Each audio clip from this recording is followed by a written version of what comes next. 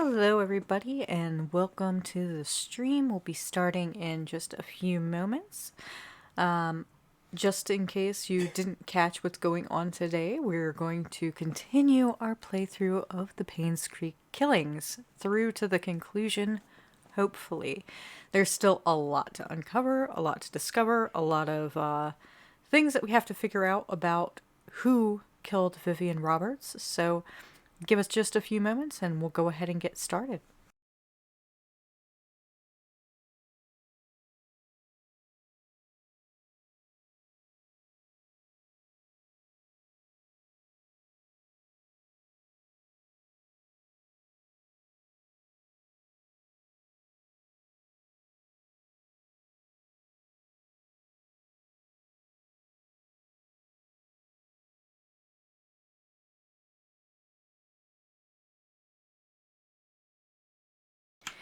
Thank you for those of you who have joined in. Like I said, we will be just a few minutes and we'll get started.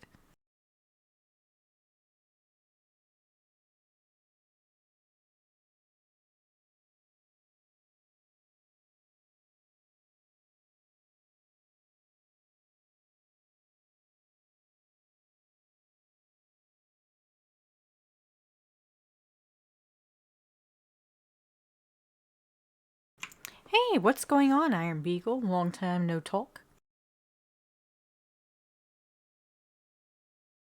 I'm just getting set up so that I can finish this game. Hopefully, everything will go well. How have you been?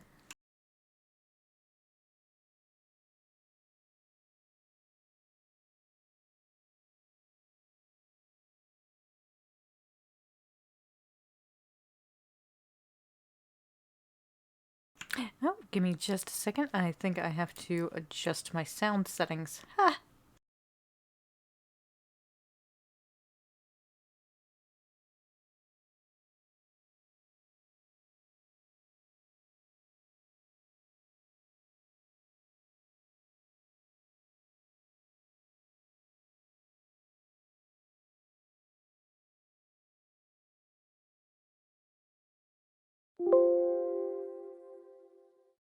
Hopefully, that means that it's working. Let's go ahead and try this again.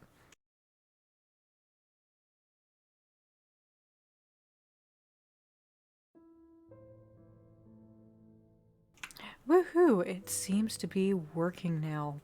Give me just a moment and we will go ahead and jump right in.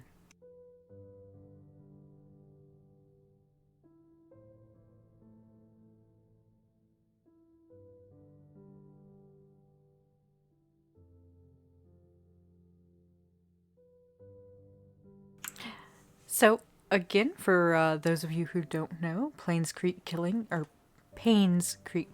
pardon, is a murder mystery game where it doesn't hold your hand. There is no objectives that it gives you. There's no goals that it gives you. The only thing that you have when you start the game is a document stating you are a journalist and you are coming to this ghost town to discover who done it basically for a cold case, which is the ex-mayor's wife was murdered back in 1995. They never uncovered who did it, how she was killed, etc. So now that the town has emptied out, it's pretty much a ghost town. It is up for sale, and an investment firm is going to be buying it at auction. So it is the last available chance for somebody to come in and basically try to solve this mystery. So our editor-in-chief of the newspaper we work at has requested that we go and take a look and try to solve it. So let's go to where we dropped off last time.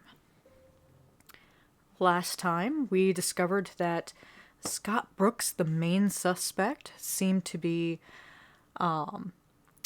uncovering everything about his past. He found out that his mother was a maid of the Roberts family, with Vivian Roberts being the person in question who was murdered. We found out that Sophia, his mother, was having an affair with Charles Roberts, Vivian's husband, and that he was the illegitimate love child of that tryst. And yeah, basically Vivian didn't like that, so she killed both Sophia and her mother-in-law. Fun times. Later on, this was about 1975 when the murder happened. In 1995, about 20 years later, a gardener from the Roberts household ends up dead. The lead doctor at the Painscreek Community Hospital ends up dead. And Vivian Roberts, the ex-mayor's wife and darling of the town, ends up dead. I mean, I'm not going to say that I have any firm idea of who done it, but my guess right now is that it was Father Matthew, which is Scott Brooks, the lead suspect's adoptive father. So let's pull up our map and let me see where we're going, because I think our next steps after what we discovered at the cabin and at the church are going to be probably to go into the sewers, because we found the sewer map as well. And I know that there is an entrance right around here from the mayor's mansion. So we're going to head to that sewer entrance and we're going to take a look and see if we can't uncover some stuff. Also, there is one place we have not been that probably has some good information, and that is the Painscreek Community Hospital. So we'll try to check that out as well.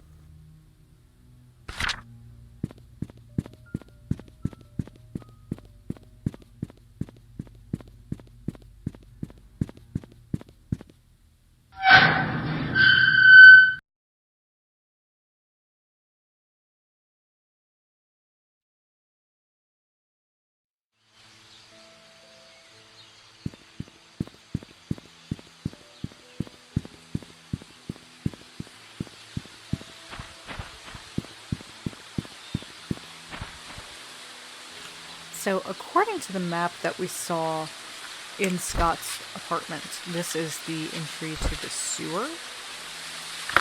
Oh yeah, it definitely is. So let's go ahead and take a look. Hey dead cat, what's going on?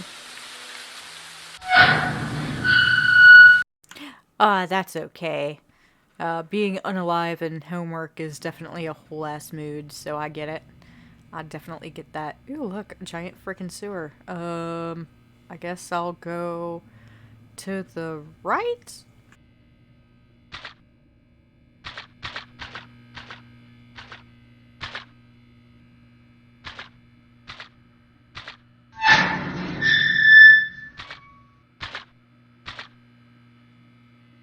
Hey fam, give me just... Ooh, boozy coffee is totally a thing and delicious. Give me just a moment. I am going to have to take Ruby, the doggo, out the door because she apparently wants to use the restroom. So, give me just a second. I will be right back.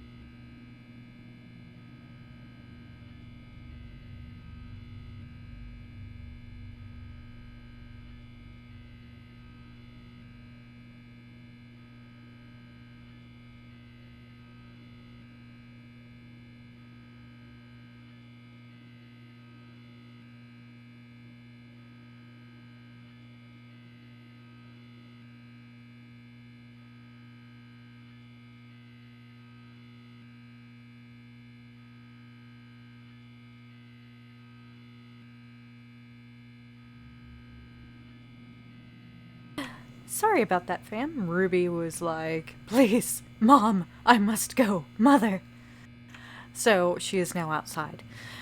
And we'll let her back in a few.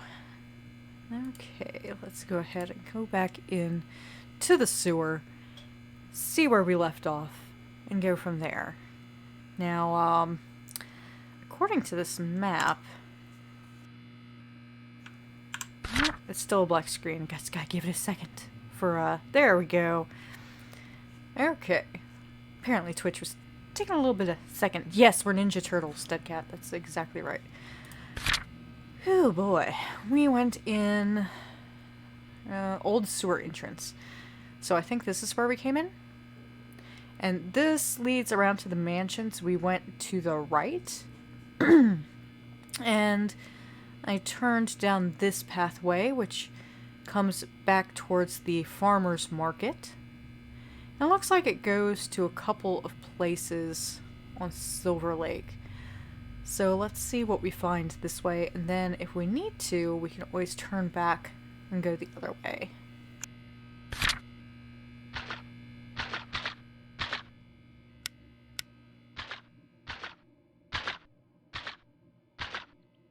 I keep expecting to like turn a corner and when there's these barrels here, just like get shafted with radiation because I've been playing Fallout 4 as well. So pleasant surprise not to get shafted by radiation when running into random barrels. It's lovely. Ooh, here's a door. It's locked. Okay, what about this gate? It is also locked. So that's the other big thing about this game is lots of things are locked. And trying to find your way through sometimes can be a pain in the butt.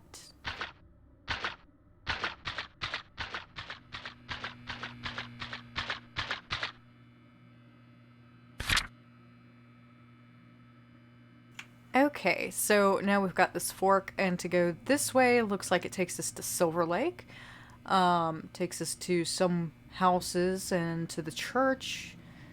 And then going this way goes to the post office and to the residential houses and to the hospital.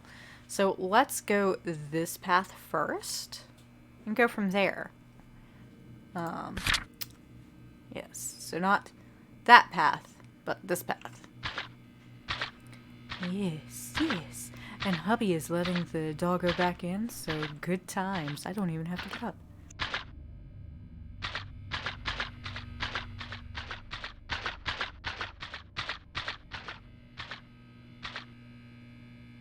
I was really hoping I'd be able to turn those. I don't know why I expected that I could, but eh.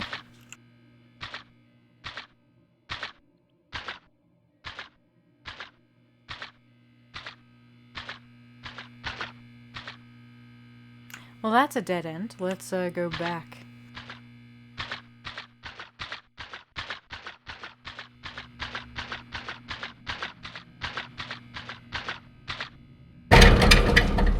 Bolted from the other side. Whereabouts am I? I would guess I am right here. So it looks like I cannot get to Silver Lake into the church area unless I find another way. So it looks like I'm going to have to go back down this path towards the postal office. Sounds like a plan, right? So let's do that.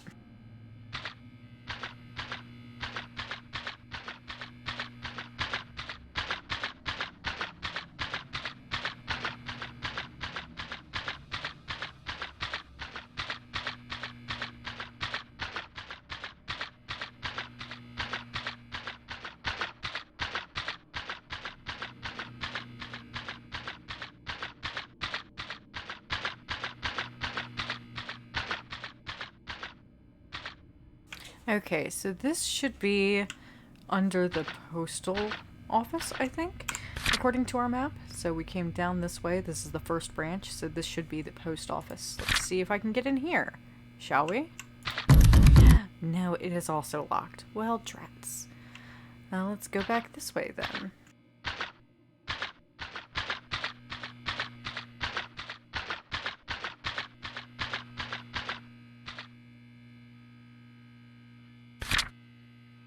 Okay, at this branch I can either go towards the hospital or I can go to the residential houses. I am going to try the residential houses first, and then we'll circle back to the hospital if we have to.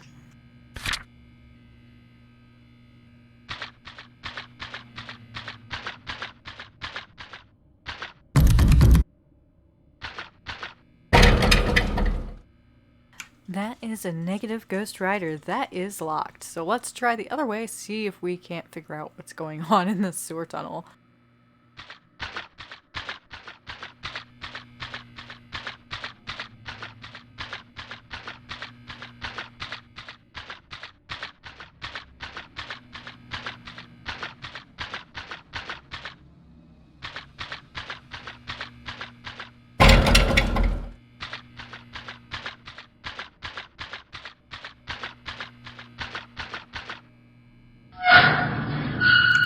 Okay, so it looks like the way to the hospital is open.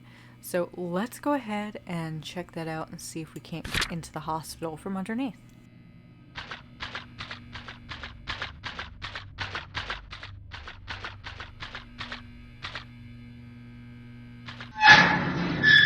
Haha! Success! So we are now in the Painscreek Hospital, theoretically. So let's see what we can find here and any secrets that are hidden.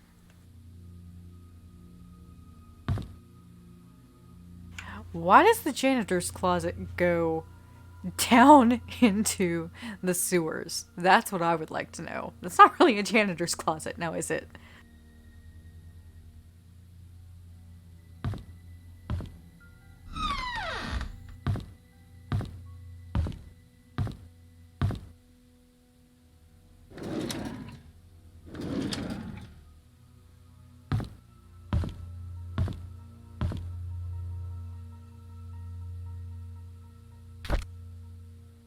Ooh, the plot thickens. So, on the floor of the morgue here, we have the wallet of the PI who has also gone missing, Stephen Moss. So, we have his wallet. Let's take a picture of that. We have a key that says BH. I am going to fathom a guess, but probably be wrong of what that is. The key to his briefcase in his room, so let's store that. And we have his diary. Okay, so let's take a look at what Stephen was doing here. 4/16/1997. Called Dorothy last week. She told me something interesting about Sophia. There was a puzzle that she received from Matthew when she first started working at the mansion, sort of a birthday gift for her. In that puzzle, Sophia was to visit both hers and Matthew's favorite locations in Painscreek. In each location lies a clue that Matthew had written on the wall of the building exterior.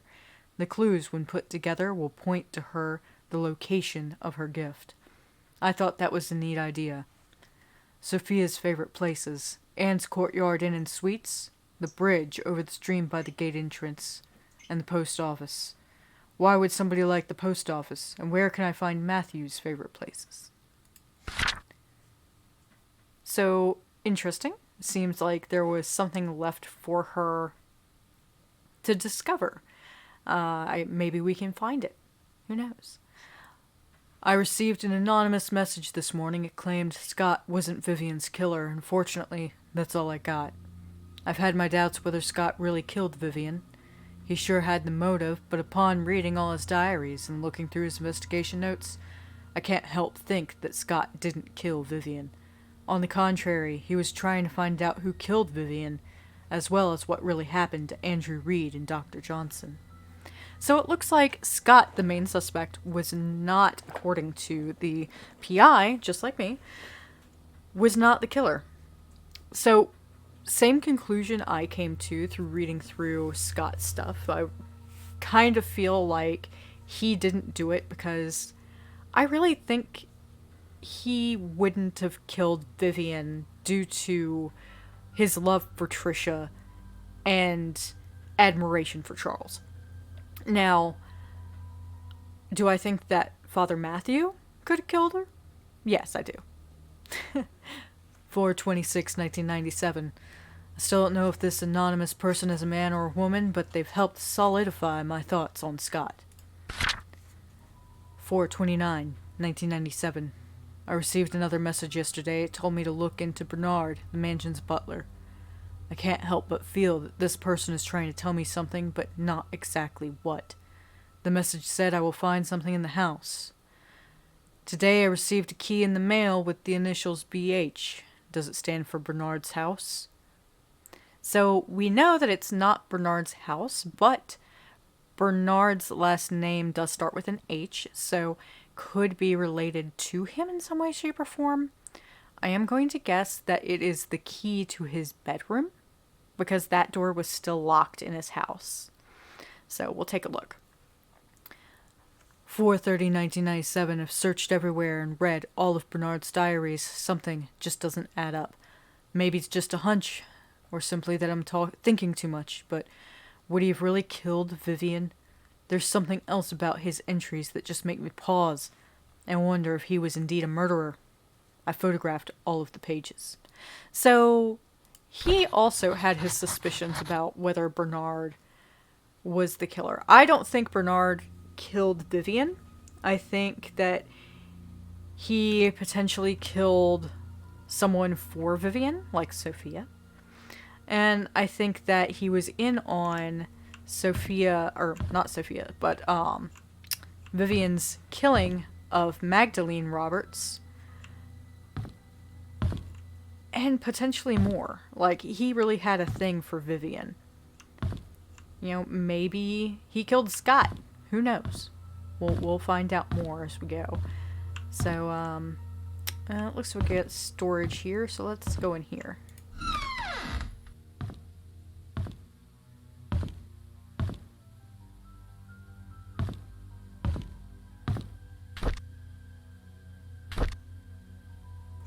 I have a hammer, so now I can pry up the floorboard in Bernard's house as well. So that'll come in handy.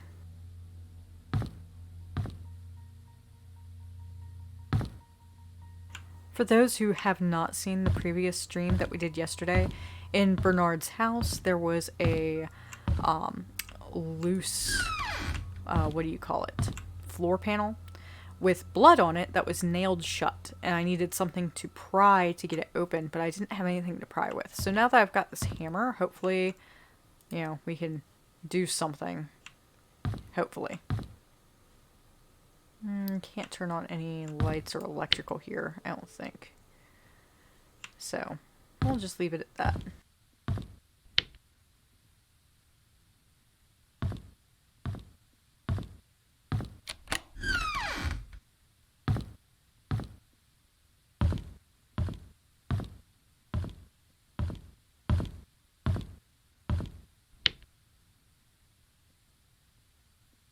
That's the other thing. Some of these light switches work, some of them don't, so you just kind of have to, like, pick and guess which ones actually do something.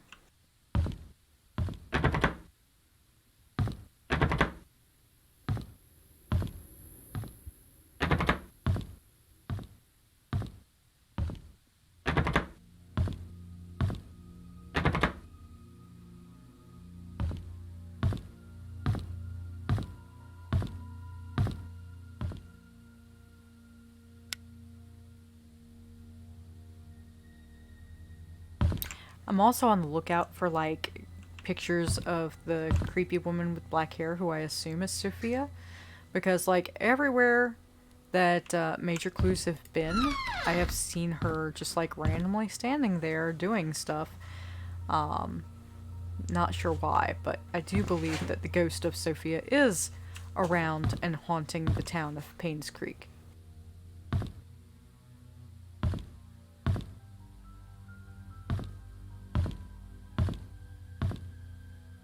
Oh, actually, you know, I have photo proof. Let me show you, like, one of the photos of this creepy woman. So here's one. This was outside of the mansion, right? And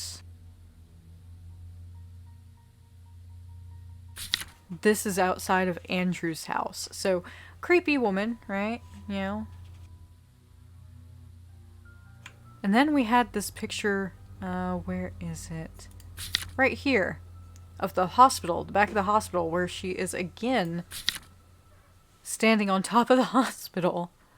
And you can see Painscreek Community Hospital. So kind of interesting, just like this creepy woman just standing all over the town for no reason.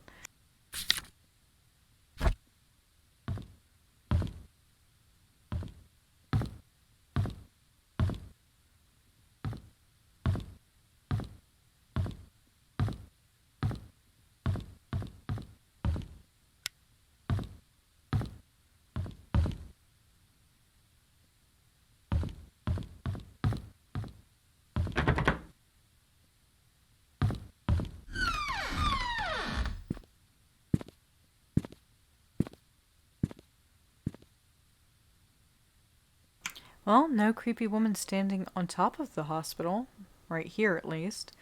Maybe in a different area. And of course, there's always more stuff to look in and navigate through.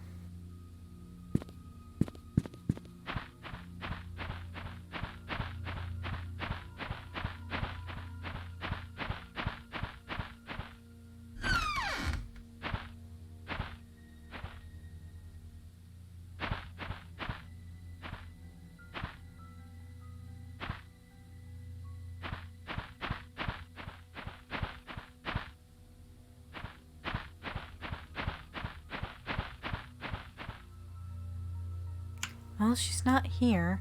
Maybe in a different area. Who knows?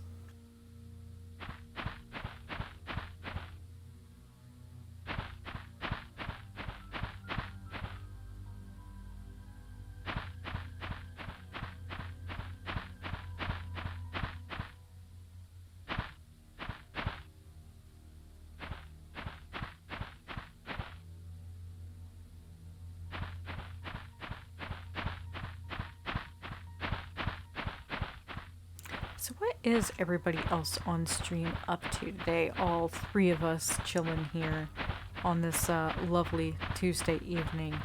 How are you doing and what are you up to?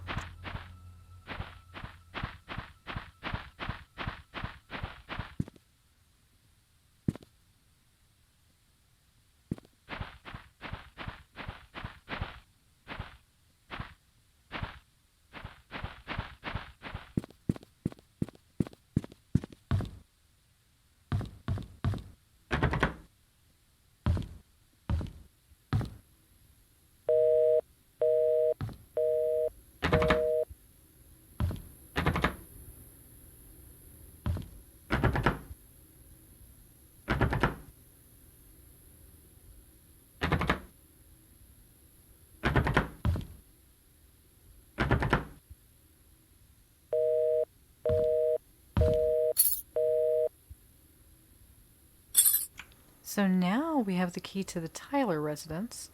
So that's good. Let's see what else we can find at this nurse station before we head off to another part of the hospital since we can't get into any of these doors.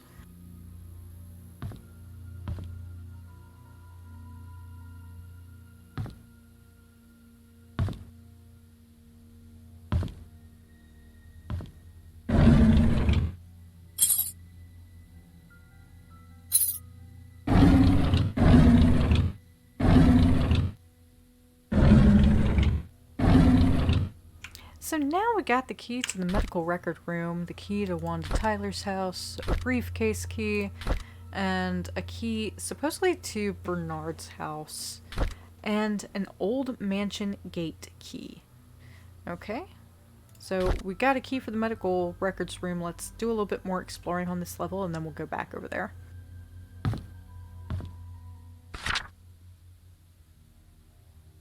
Ooh, this is interesting. Let's take a picture of this. Because I do believe that we are seeing the ghost of Sophia.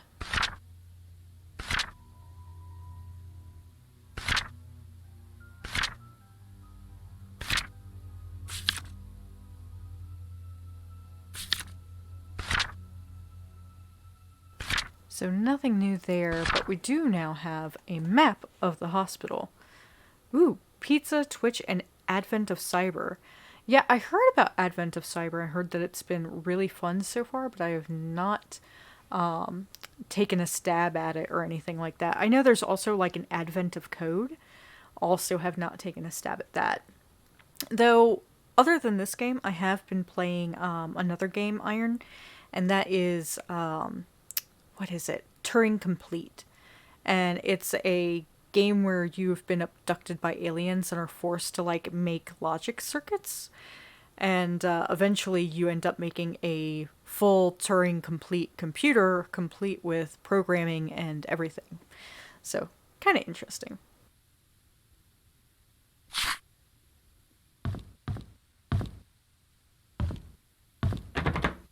If I feel like embarrassing myself, I'll play that on stream eventually.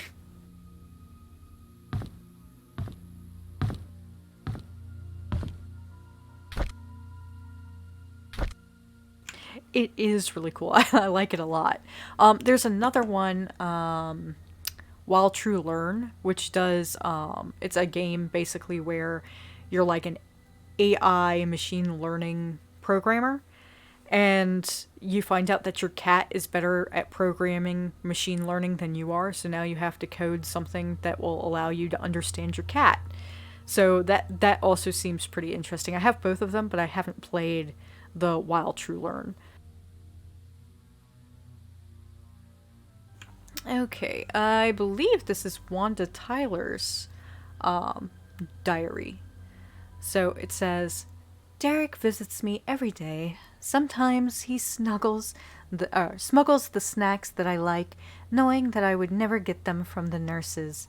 Other times, he brings me flowers. They smell so wonderful.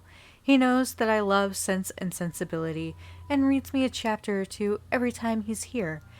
If he doesn't have to drive for Charles for a few days, he stays past visiting hours and sleeps on the armchair, tending to my needs during the night and gives the nurses a break. He's such a good kid. December 2nd, 1995. So this is after Vivian died. Like, quite a little bit after. Because Vivian died either July 19th or July 20th, because she died between the hours of 11 and 1 in the night, in 1995. So this is definitely right before Wanda passed away. My hair is falling off more now. I really don't like the chemotherapy sessions. They make me throw up afterward. Every time Derek visits me, it pains me to see him holding back his tears. I want to comfort him, saying that I'm getting better, but my appearance betrays me. December 16th. Sometimes I wonder if my life had any meaning at all. Having mostly worked my whole life for the Roberts family, what will people say at my funeral? Will Derek think of me as a mother who was always there for him? I could have done so much more, if only there was more time. And we do know for a fact that she passed away not long after this in 1996. So that's kind of heart-wrenching that Derek came and was such a good, loving, and doting son to her that he came and visited and took care of her as much as he could. Okay. Nothing more in here. Let's go back out and do some more looking around.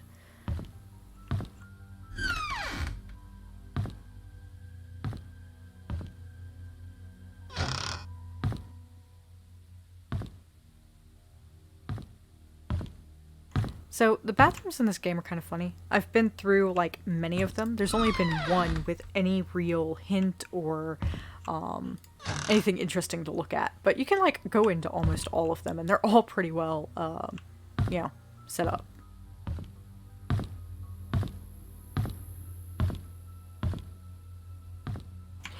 There's somebody outside my house honking furiously. It's interesting.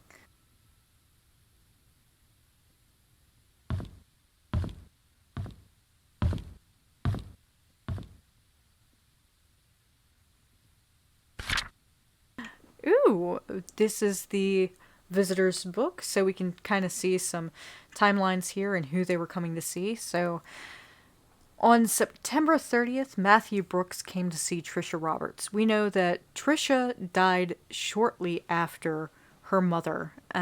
So, actually, did Scott Brooks. Both of them passed away in 1995. Scott in November, and I'm assuming Trisha sometime around there as well. So, September 30th, Trisha was visited by Matthew Brooks. 10:03, Gerald Lehnan to see Hillary Lehnan. 10:09, Matthew Brooks to see Trisha Roberts, so she was still alive in October. October 16th, Sophia Chan to see Friday Y. 10:24, Ruth Peters, Joel Peters. Riley Finkel. We got a Yolanda Harris. We got Jake Fry, 26 Black Pine Road. So we have some more roads that we can actually get to here. So let's take a picture of this. And Jan Miller, 20 Black Pine Road, or maybe that's Jan. Don't know. Matthew Brooks. So she was still alive 12/6. So she was alive and in the hospital for 3 months? I am not sure what would have happened. Not sure what's going on there. I guess we'll figure it out. Let's see. And then 19 Black Pine Road. Peter Burdett to see Sharon Burdett. And I'm going to take a picture of this as well because some of these houses you can get into. They're locked, but if we can find keys, we can definitely get into these houses. Father Matthews forgets his keys, place it under the flower pot next to the church. So we've already been to the church and seen the key in the flower pot. So this is a duplicate clue. Looks like we've got an answering machine. Let's see if we can't listen to that. Dead air. Well then.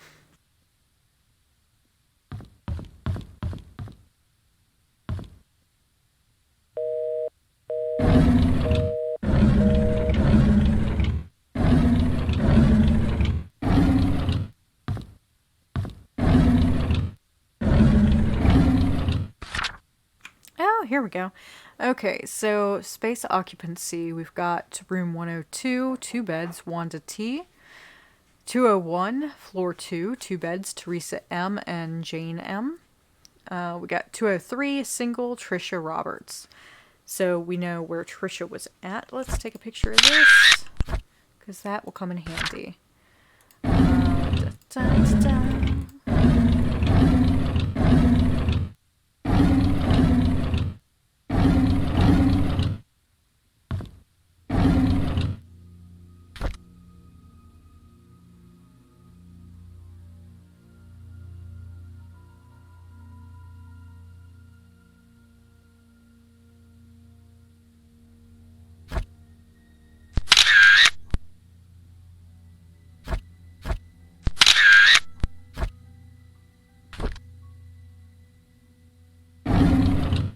Interesting little medal. And nothing else here at reception. So we now at least know where some of the people are staying, and we can drop by their rooms, because we also have a map of the hospital. So let's see. The second floor, I think it was room 201. So that would be room number 2. So this room right here. We just came from the basement before stopping here on the first floor, for those of you who were not here for that. And we were actually in the morgue, or mortuary, I'm guessing this is calling it, which is number 5, where we discovered some clues surrounding one of the people. Let's see. We've got a few more things, too, that we can check out.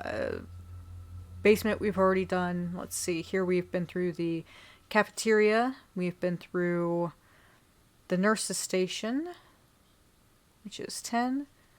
And we are currently at reception, and we have been in 13, which is room 102, and we've been here as well. So let's go ahead and go back around to the medical records room, which is room 9, because we now have the key for that, and then we'll go upstairs.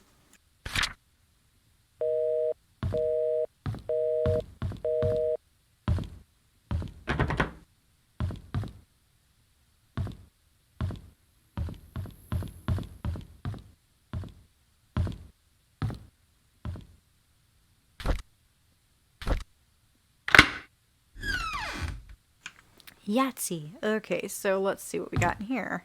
Anything interesting?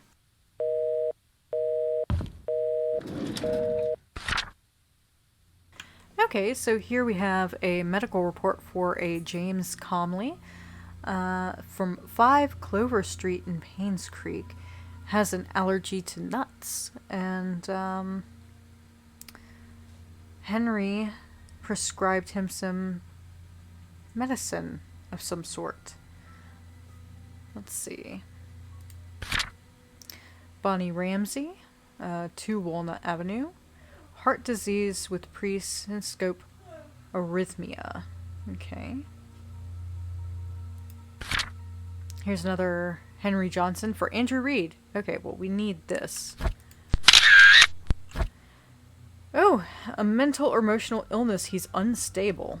Well, that is true. He died in a fire, and we could tell he had some, like, cult shit in his house, and I'm pretty sure he was one of the people who was responsible for the death of Sophia. And Jason Gomez. Okay.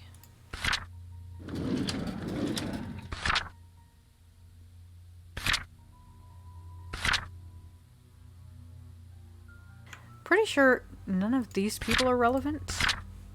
Oh, wait. That's not the right information. I am going to take a picture of this. because the person who wrote this looks like it was Henry, not Jeff. See, that's Jeff's handwriting. That's not Jeff's handwriting. Okay. Let's take a look back through these. Yeah, so that's Henry Johnson's handwriting. That's Albert Rhodes' handwriting. Let me take pictures of these, because I don't know.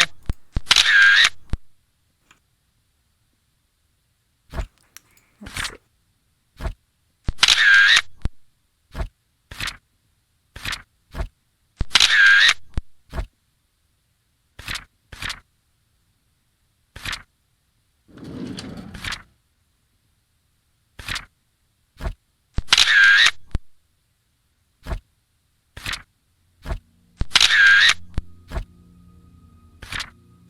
I think there's more going on at this hospital than just embezzlement and it being closed for that.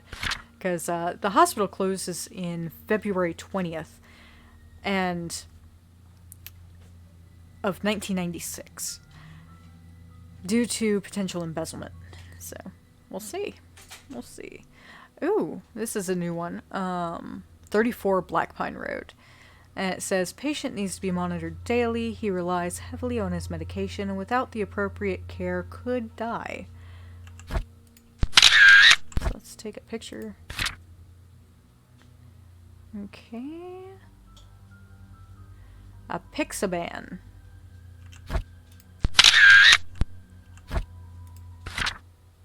Okay. Ooh, Wanda Tyler's information. And again, Henry Johnson's handwriting. Okay.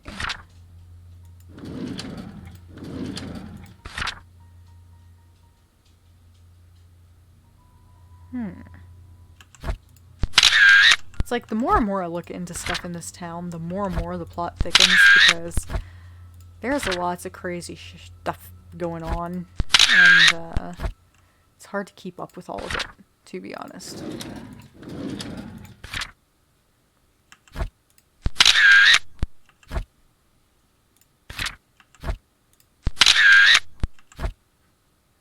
Okay, so here we got a prescription for aprazolam, which is a benzodiazepine.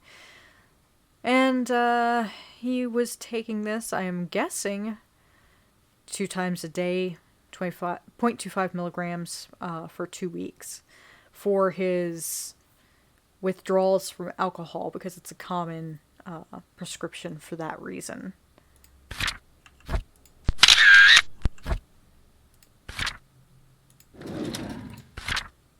Okay. So, restrictions and limitations, next appointment information, etc. for patients. Also, gotta,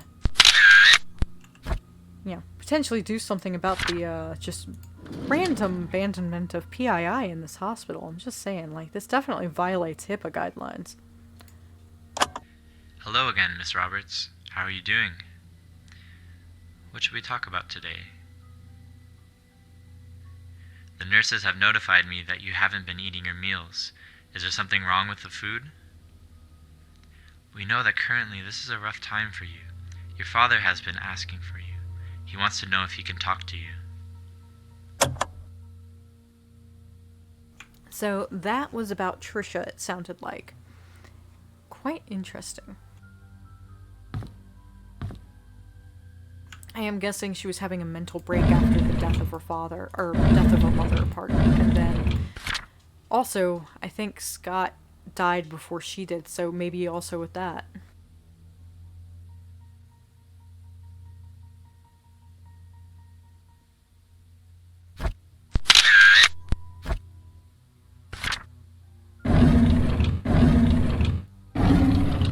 Okay, so Catherine was the one who lost the pin.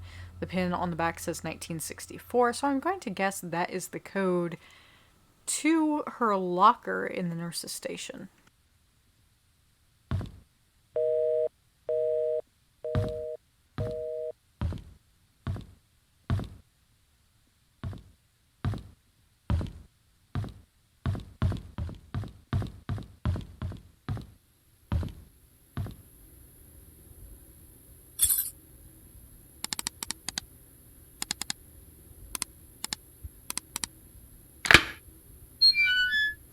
Yahtzee. Okay, so this is Catherine's locker, and we have a logbook from the hospital to read through. Norma Jefferson was admitted to PCH at 10:24 a.m. Her son found her on the side of the bed and immediately called us. We tried to reach Dr. Johnson, but was not able to. After the third try, we gave up and called Dr. Schneider, who was not supposed to be on duty. It's the third time that we failed to reach Dr. Johnson. He's never been unreachable this many times before. So this was May 19th, 1993. I'm thinking this is about the time that the embezzlement started. June 4th, 1993. Susan has been sick 3 days in a row. With Catherine calling in sick at the last moment, tonight staff will be extremely short-handed. I have agreed to do double shifts this weekend. June 20th, 1993. It is unfortunate that 8-year-old Timothy Scott drowned. Rumor was that he was trying to retrieve his toy and lost his grip. He was alone while everyone else was playing in the playground. His body was found 3 hours later in the river near the hunting cabin. Okay, so the hunting cabin is actually Scott Brooks' cabin. He moved in like September of 1993 into that cabin.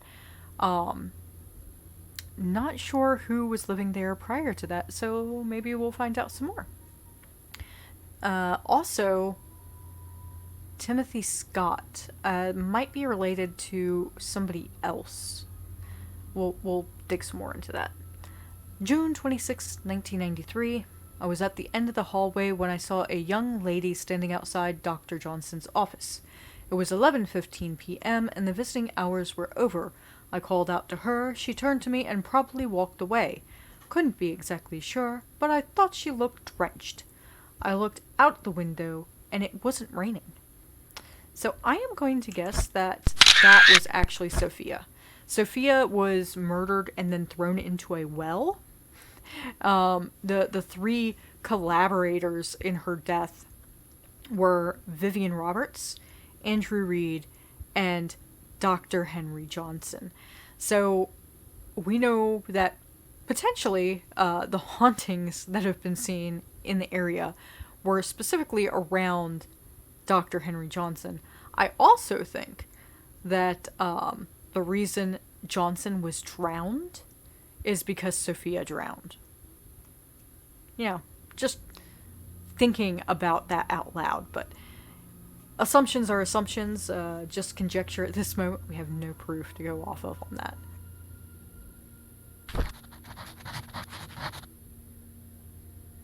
Okay, I think we've been through most of the downstairs. I'm gonna try going in that direction to our left, or right and then left. And then we're going to go upstairs and see what else we can find that we have keys to get into.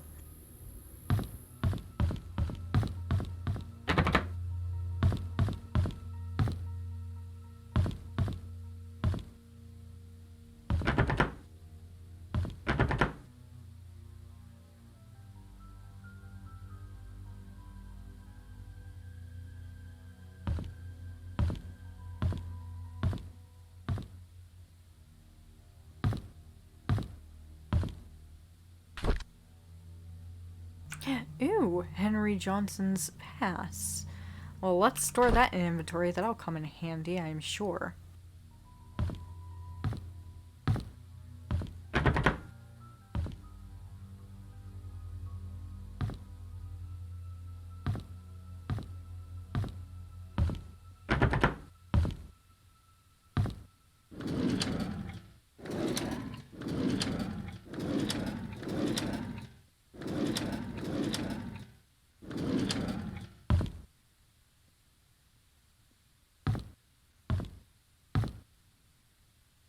Okay, so this area is clear. Let me pull up our map, and I think there were a few places that might have had keycard entry, but I will take a look and see what I can find on this floor, and then we'll go upstairs.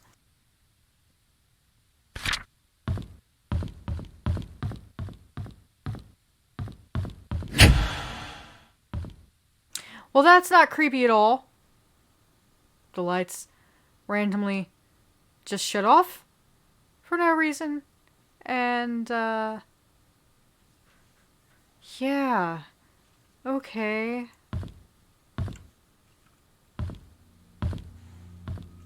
I have no clue what's going on. That was creepy as hell. Um. Yeah. I'm gonna guess it came from over here?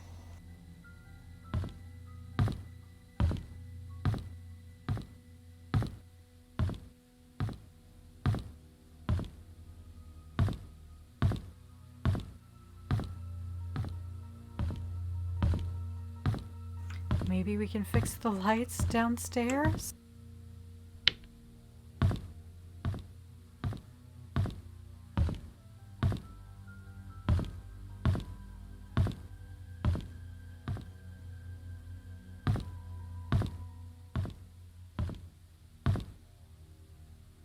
Y'all, I think there's somebody in this town with us, so there's a few things that make me think this. Um, yeah.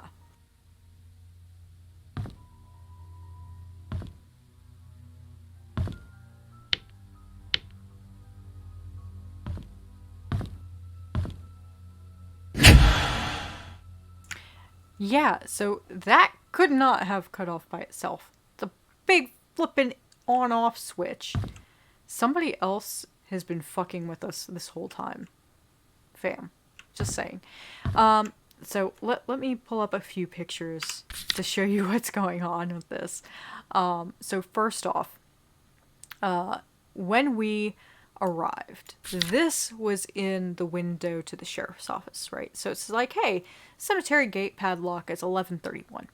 So I get to the cemetery, and let me scroll down to that after going to the mansion, and the gate was already open. And there's this flowers on this unmarked grave, which we now know is Sophia's grave because she was dug up out of the well by Scott Brooks and then reburied in the cemetery and with an unmarked grave. So these are fresh flowers. There was hints and stuff kind of like showing certain things that didn't add up of why they would be where they were. And then the lights get shut off on us automagically. Yeah.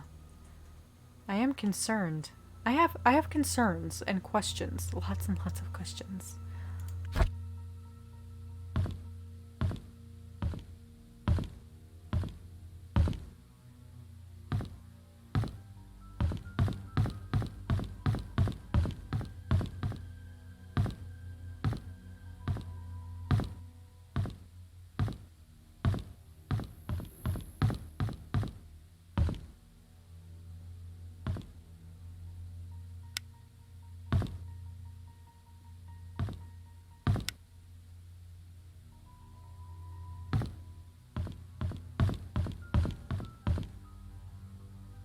Okay, so no card entry ways on this floor, it looks like. So I am going to assume that maybe upstairs we'll have something that has a card access of some nature. Also, if you are joining in just now or, a returning person, please feel free to, hop in and chat with me. As well as I do have a Discord, and currently I am in the live area talking to myself, talking to you all on stream. So if you ever want to hop in on that Discord server that's linked below, you can talk to me there while I stream as well.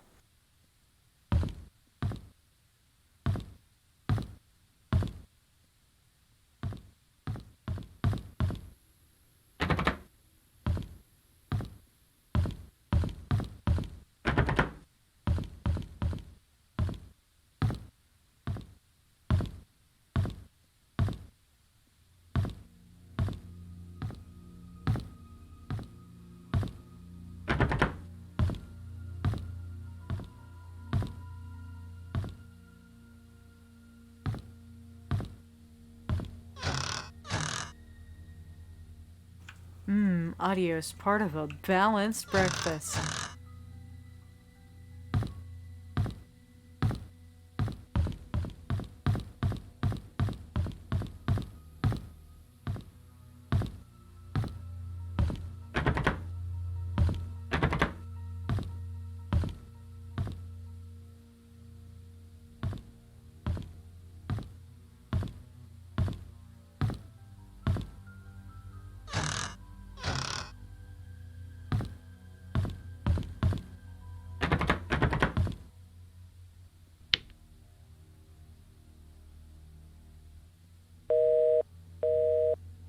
Of course it's more busy signal. Why wouldn't it be?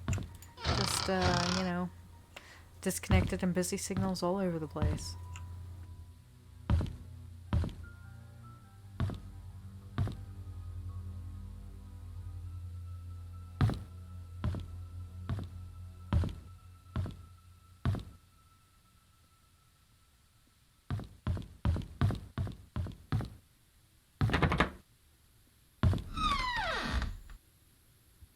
Oh, well, this room was open. Room 206.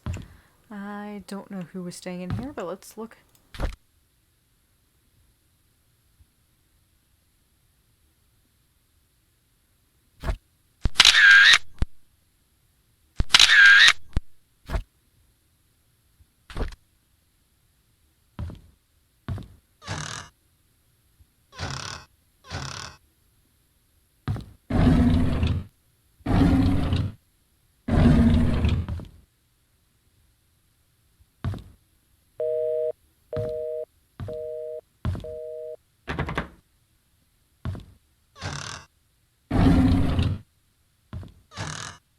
Delicious. More Adios.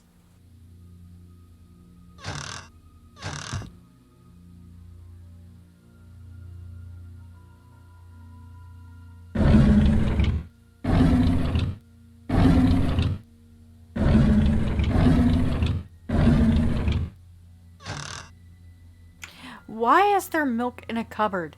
I have questions. Milk does not go in cupboards.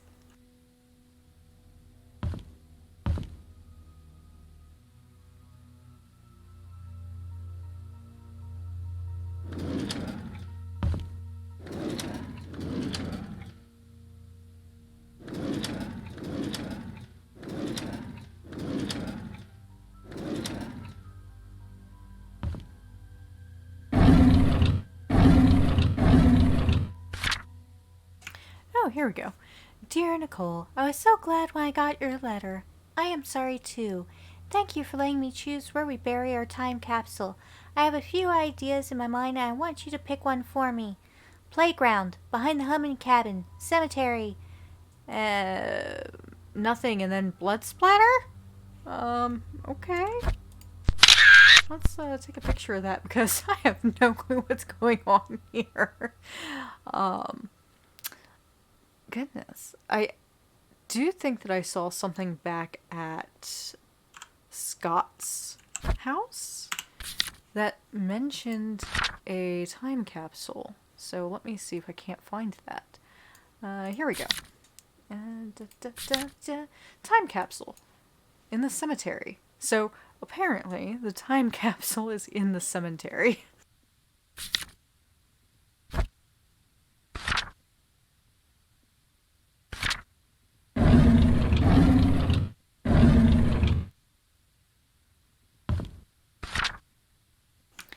Dear Hannah, I heard from Mom that you are not feeling well, so I have been to the hospital from now on. So I wrote this letter to say I'm really sorry for what I said to you last time. I just want our time capsule to be perfect. When you get better, you can put anything you want in our time capsule and you can decide where we should bury it. I promise. I really hope you get well soon. I miss you. Please write back to me. P.S. You can pass your letter to my mom. She works in the hospital as a nurse. Nicole. Okay. Interesting. So, yeah.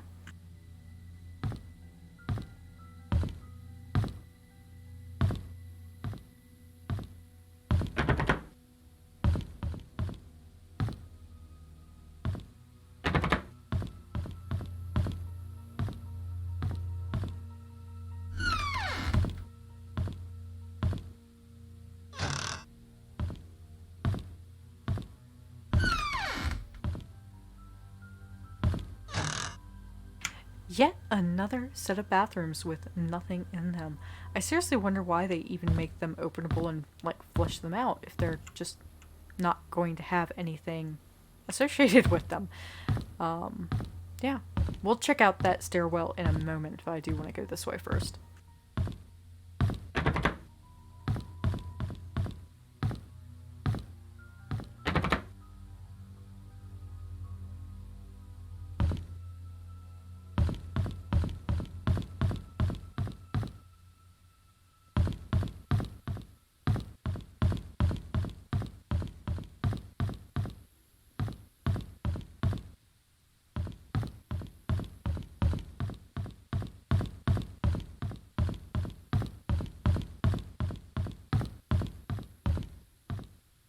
I am guessing this is roof access up here.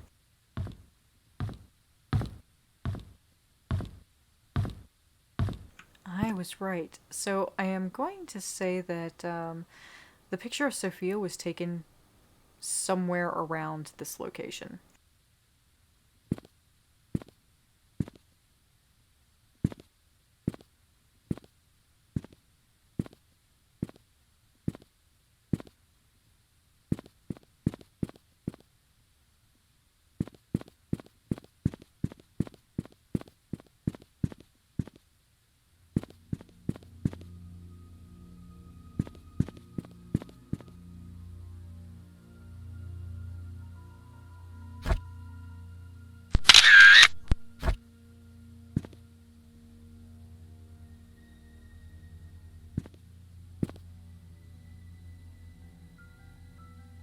Okay, so that's a bit of foreshadowing. It said, oh, broken ledge. Somebody could fall and die.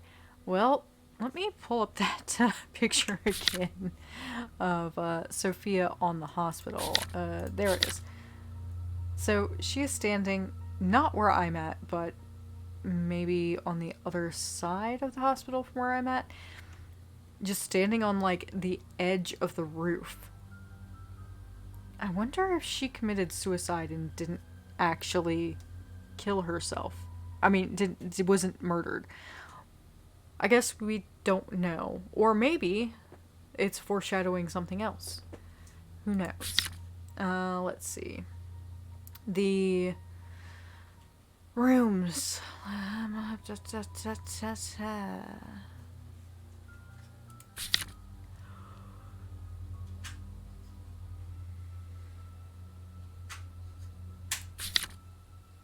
Okay. So Hillary Lehman, I think, was the little girl. It doesn't say where they were. It just says that there was a time capsule. And we know from other clues that it's buried somewhere in the cemetery.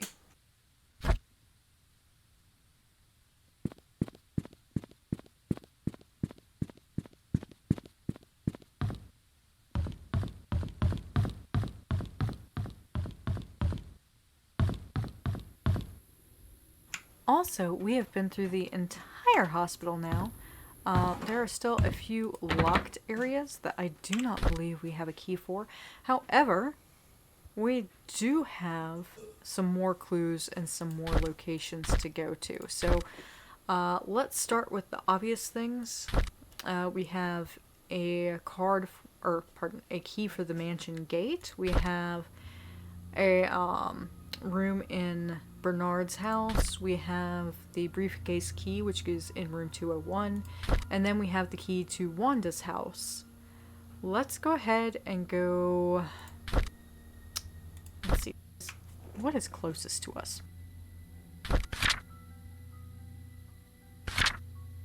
Here we are, everybody. So we are at the Painscreek Community Hospital. Closest to us is probably the mayor's mansion, so we could go back there, or we could go all the way to Anne's Courtyard Inn and Suites. Let's go ahead and stop at the mansion and open that gate, see where it leads, and then we can come back down to Anne's Courtyard Inn and Suites.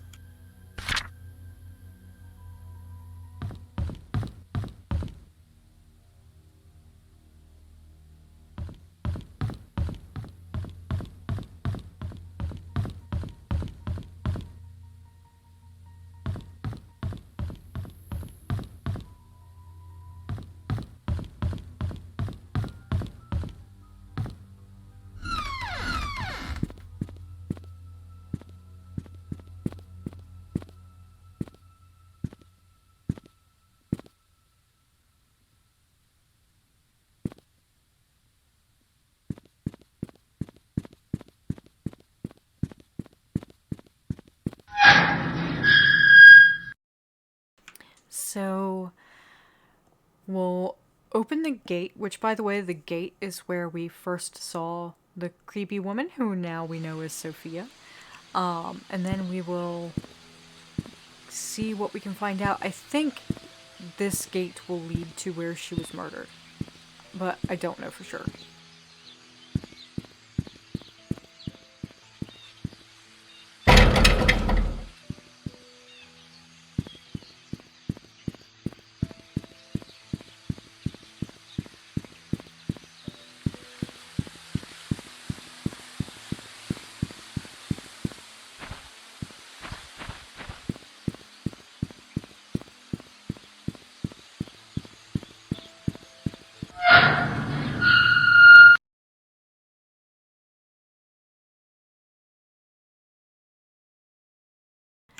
I am really hoping that we actually get to the end of this game tonight. We've been playing it for 3 episodes so far, and we've learned a lot, lots of intrigue, and I'm hoping that we finally find out who is responsible for all these murders and why.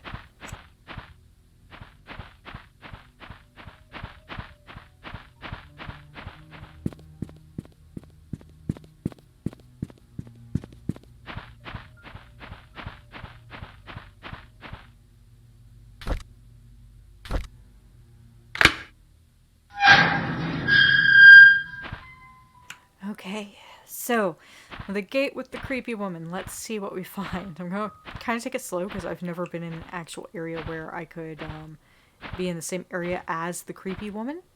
So yeah, just don't want to have another jump scare like at the hospital where we ran into somebody turning the lights off after us.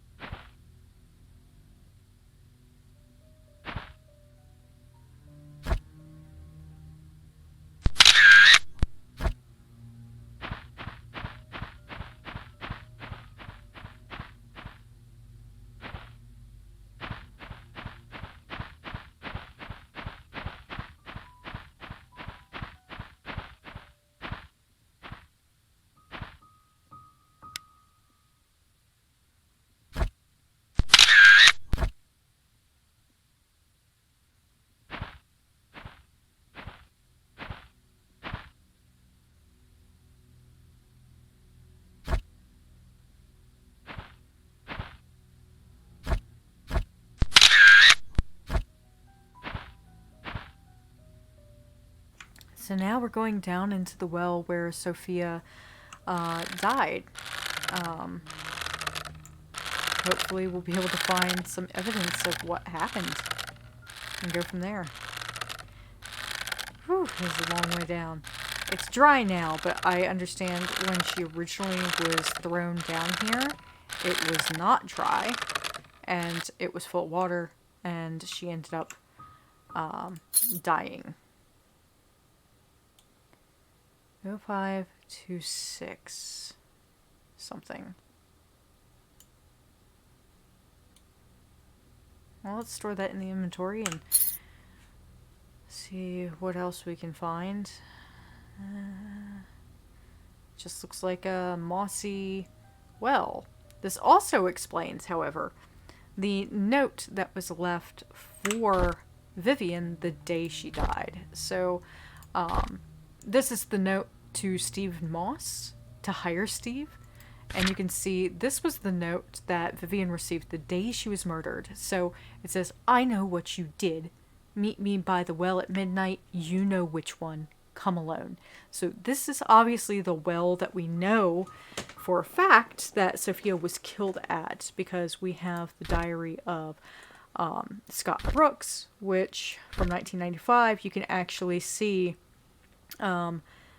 he knows that it was those 3 at the well. So here it is. So I finally found Mom's body. I buried her in the cemetery next to Father Calvin.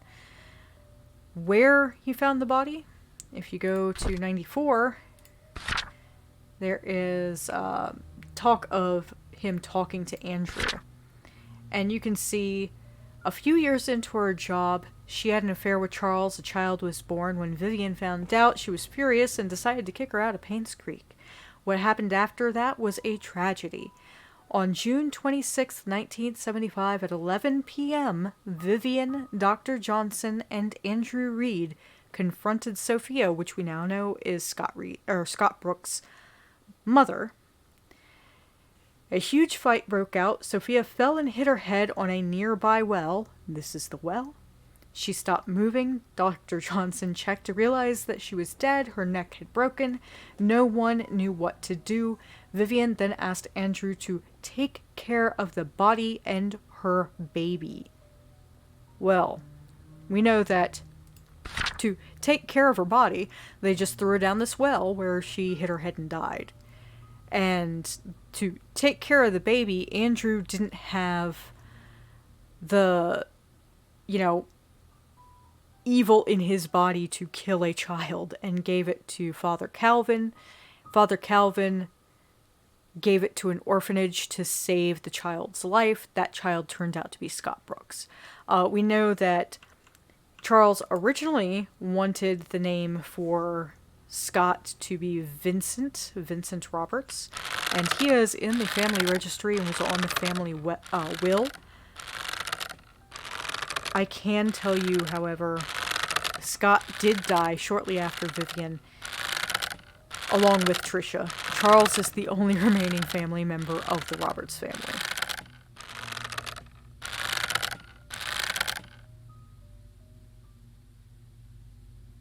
It's a sad, sad circumstance. Very dark, and we'll eventually figure out what's going on.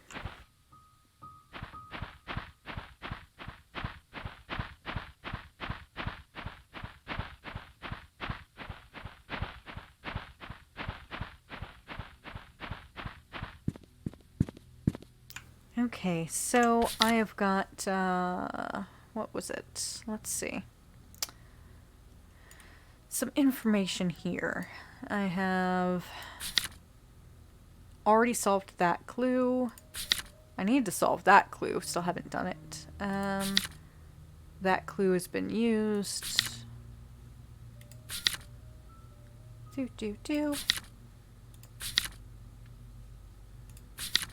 Code is Calvin's date of birth, so I still need to find that.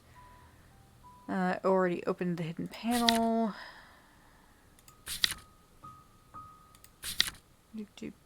Check hospital for missing tools. Okay, I got the hammer from the hospital, so we already got that. Still don't know where this fits in. I'm just trying to retrace what we know so I can figure out where to go from here.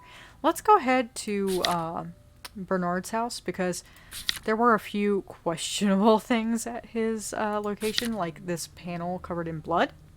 So let's go there and see what we can't find.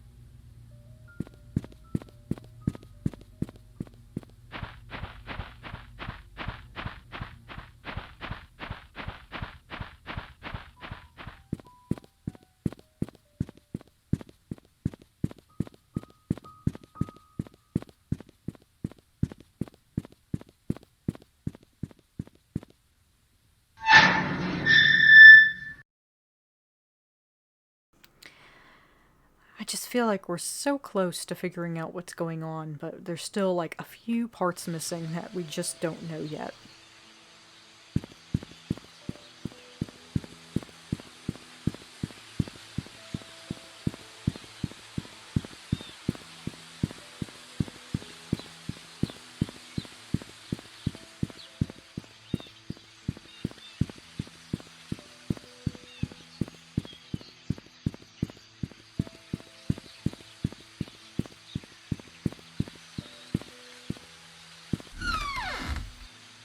So back at Bernard's house, let's, one, try to open the bedroom, and then we'll try to pry up that panel and see what happens.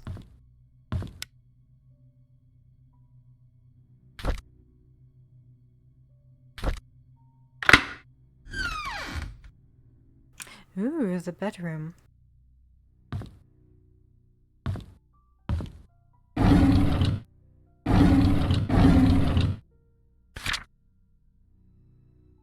Okay. Bitch. Apparently he didn't like her. Let's see. Bernard Hopkins. Okay. January 12th, 1995. I drove Vivian today since Derek is out of town with Charles. As I was driving, we talked. She expressed that despite having a successful business, she felt empty and tired. Tricia hates Vivian for trying to stop her from seeing Scott. She seems to be really bothered by the name Vincent, and her relationship with Charles seems to be just for show. I wish I could comfort her. She's going through so much right now. If only I could confess to Vivian how much I respect I have for her, how much I admire her. I think he's one of those creepy stalker people. January 18th, 1995. Ever since Tricia brought up the name Vincent, Vivian has been pretty quiet. Even during dinner, she hardly spoke. I can barely remember the last time Vivian appeared happy. I don't think anyone can blame her. Wanda hasn't been coming to work for a while now. Her illness is getting worse. I wonder how she's coping. February 5th. Derek wasn't available to drive Vivian again, so I offered to help. It's been a month since I first drove for her. She's been opening up more to me, telling me about the struggles she's faced with, her rocky relationship with Charles, how she really dislikes Scott. Sometimes, I would give her some suggestions when she asks what she should do. Other times, she just wants someone to listen to her. Mostly, I am just happy to be with her. February 22nd. Vivian seems rather distraught recently. During the afternoon tea gathering, I stood outside the room and tried to listen to the conversations. She feels miserable being with Charles. They hardly look at each other, let alone speak. Personally, I don't think Charles deserves her. I finished reading Vivian's biography. Half the facts were incorrect. The writer should have done his homework better. March 17th. Sometimes when I'm driving for Vivian, she asks me to drop her off at the corner of the street, typically in front of Tom's Cafe. She's always telling me she'll make it back home on her own. It aroused my curiosity, so after dropping her off today, I parked the car and watched her. She ordered a cup of coffee to go. She then left the cafe and walked up the street for about 5 minutes to a residential area. She stopped in front of an apartment and pressed the doorbell. Shortly after, a man, in his early 30s, wearing a suit, opened the door. He leaned over and hugged Vivian. She gave the coffee to him, and they exchanged some words. Couldn't hear what they said. They then entered the apartment together. Who is he? So, I'm going to guess, because around this time she was looking into the embezzlement that was going on, that this guy was the private investigator she had hired to look into the embezzlement that was going on by Henry Johnson. That's my guess. Now, I could be wrong. Again, conjecture, assumptions, whatever. We'll figure it out. I am sure we'll figure it out. May 12th. This is the 6th time I followed Vivian. After she went into the building with the guy, I parked the car nearby to wait for her to come out. Is this considered stalking? About 2 hours later, a cab stopped out in front of the apartment. Shortly afterwards, Vivian came outside and the man followed closely behind. They chatted for a bit. Vivian looked extremely comfortable with him. Before leaving, she kissed him on the cheek. What's going on? May 29th. I tracked down the guy. He works at a bank. The place they meet is his apartment. How could she do that? Who the hell is he? I reported sick for the 3rd consecutive day. As I laid in bed, I kept thinking on why Vivian would be seeing another man. No matter what Charles did to her, she has kept her faith in him throughout the years. How could she be having an affair now? She's better than that. She's supposed to choose me. Okay, so definitely crazy guy. Stalker type person. Who assumed that Vivian should just choose to be with him because she was having a rocky relationship with Charles. Let's see if Bernard did it. Hell, could have been.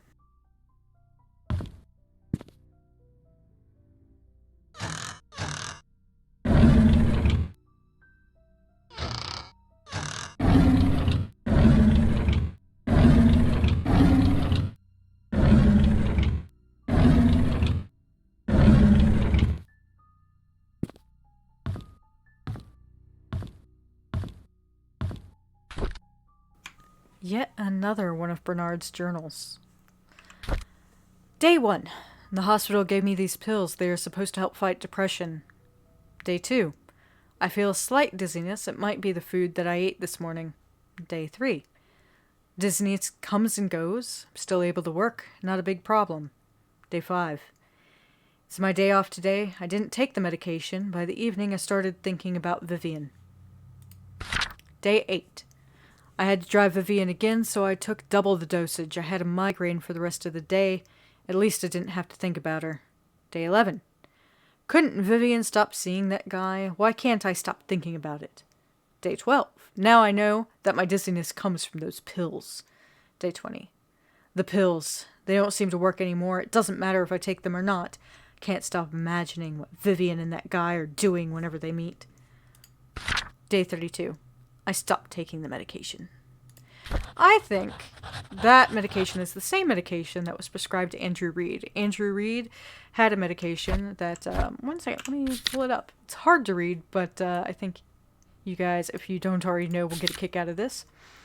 This was the antidepressant given to Andrew Reed.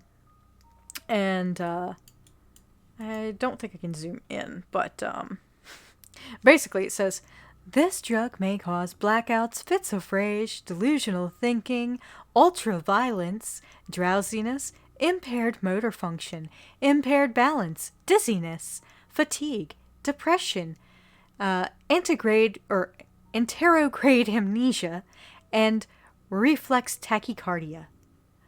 What a list of symptoms from taking a medication. Side effects on this medication are really bad. It is Xanard, an antidepressant. Imagine that.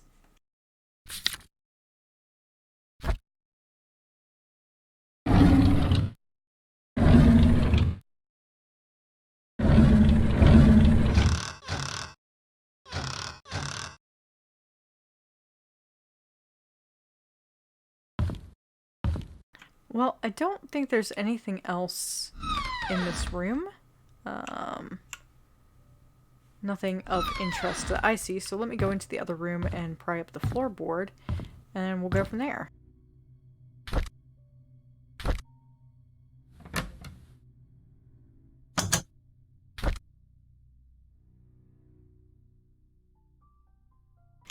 A serrated hunting knife with bloodstains in the blood-stained floor panels.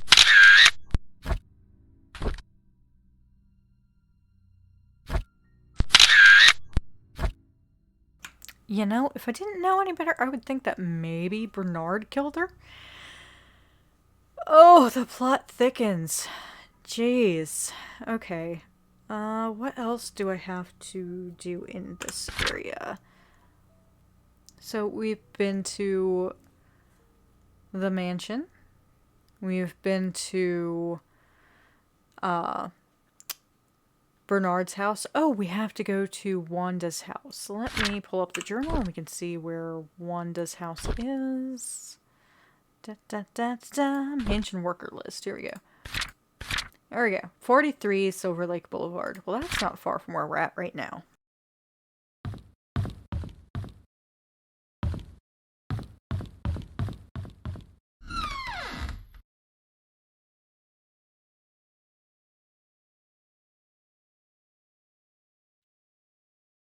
We'll go and check out Wanda's house and then try to collect our clues and go back to Anne's Courtyard Inn and Suites to room 201.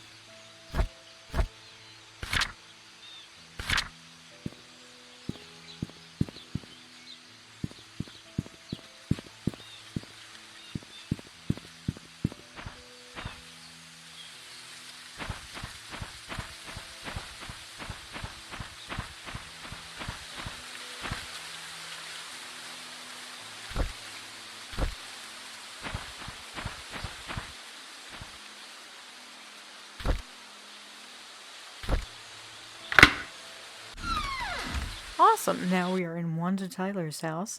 Let's see what we can find here about Derek and Wanda, and then we'll go on to Anne's Courtyard Inn and Suites.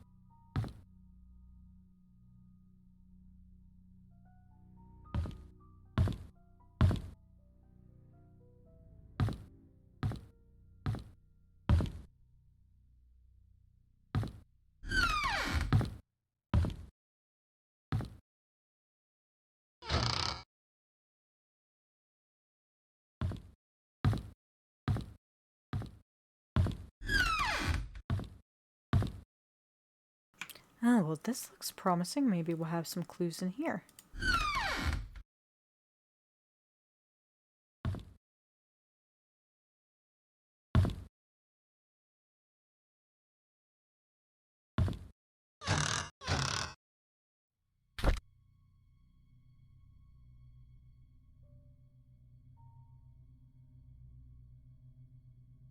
Old and New London. I wonder what that has to do with anything. Guess we'll find out.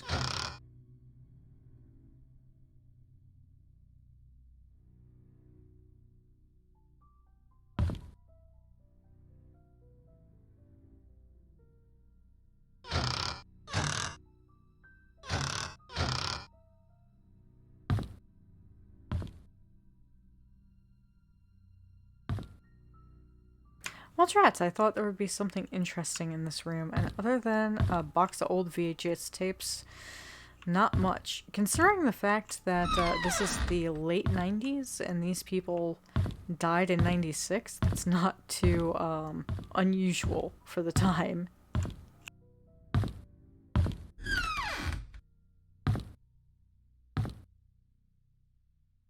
I am going to guess this was probably Derek's room. We'll find out.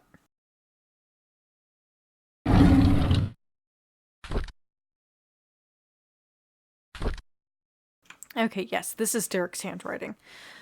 April 3rd, 1995. Tricia visited me again ever since Scott was fired and was told not to see Tricia anymore. She has been visiting me quite often.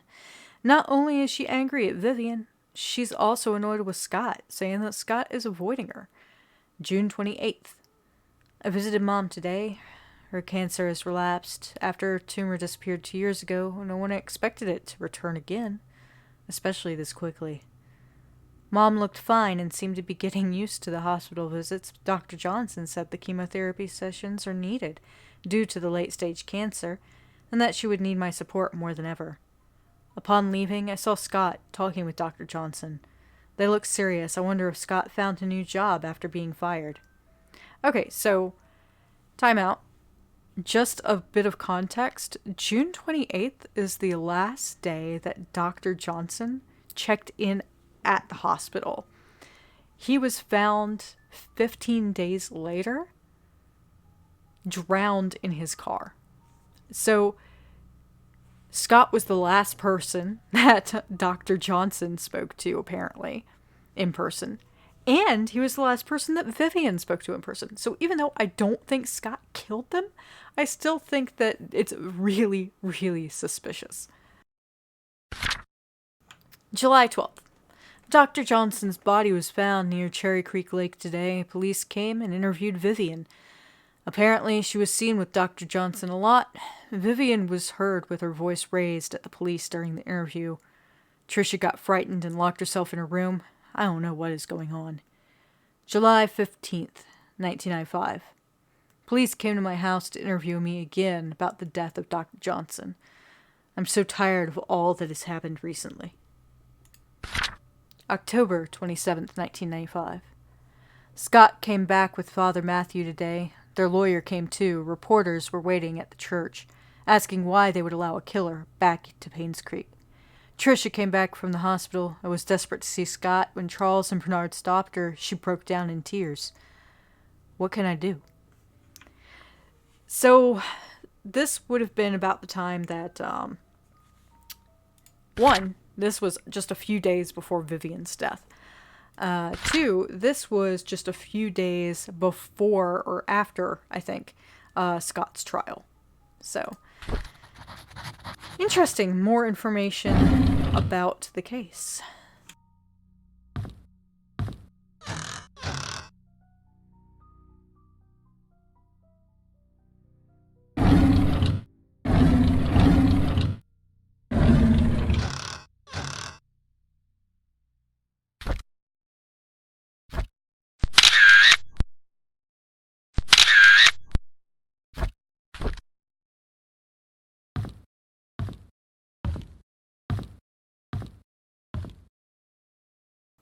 So it's quite interesting. Oh, you've got it, Iron. Thanks for watching. Sorry that, you weren't able to hang out more, but next time, maybe we'll get to do something else and play a different game.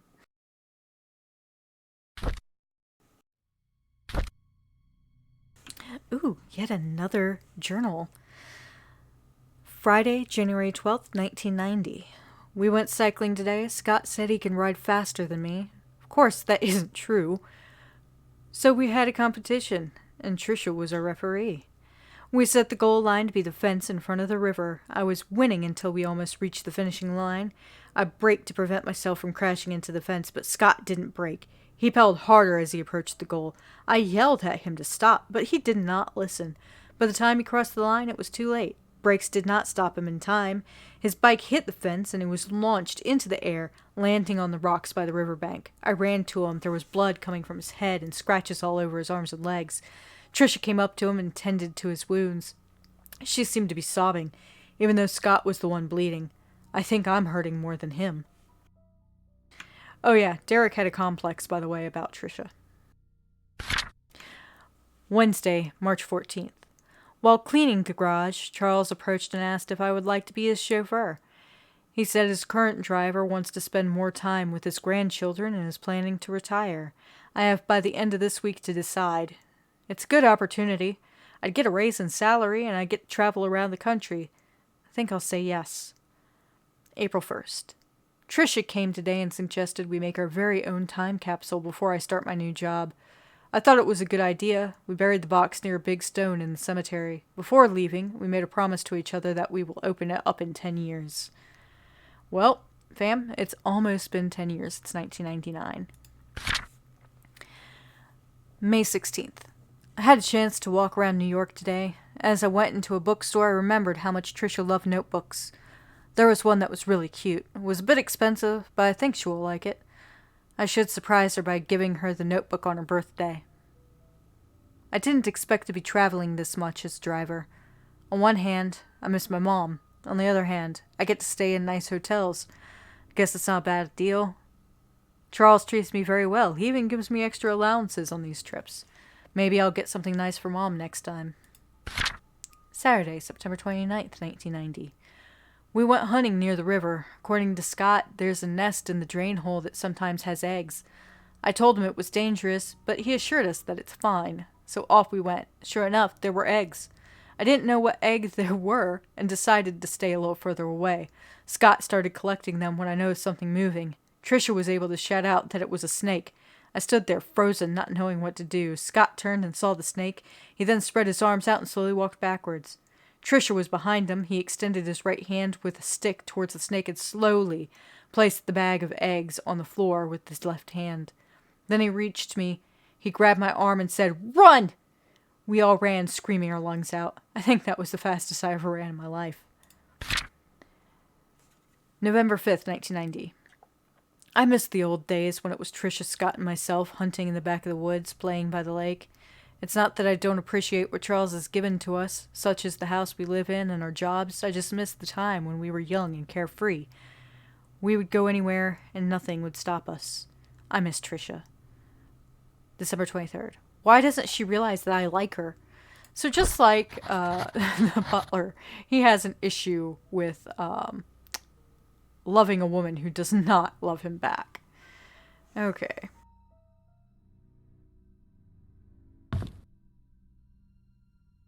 Oh, dear father, how's everything going?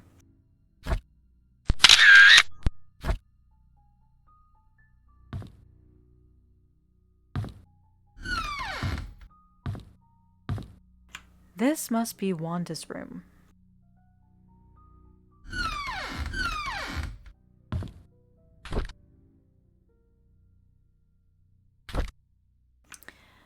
May 3rd, 1974. Derek turned 4 today. Vivian organized a small party for him. I really appreciate what she has done for us.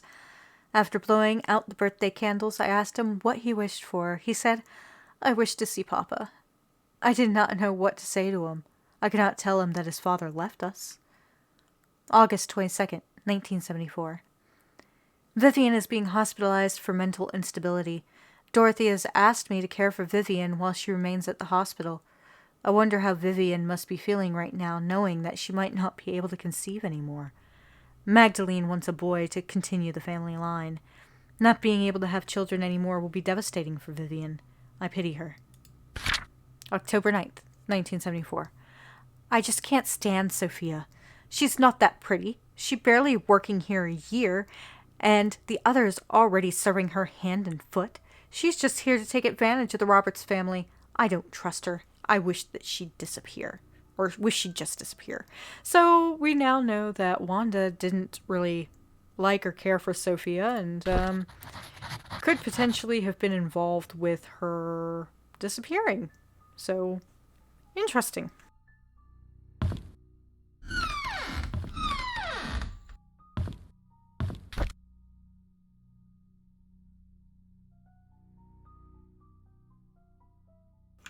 Bad sneeze. Okay, so thank you, Wanda, for your hard work, Vivian. Interesting.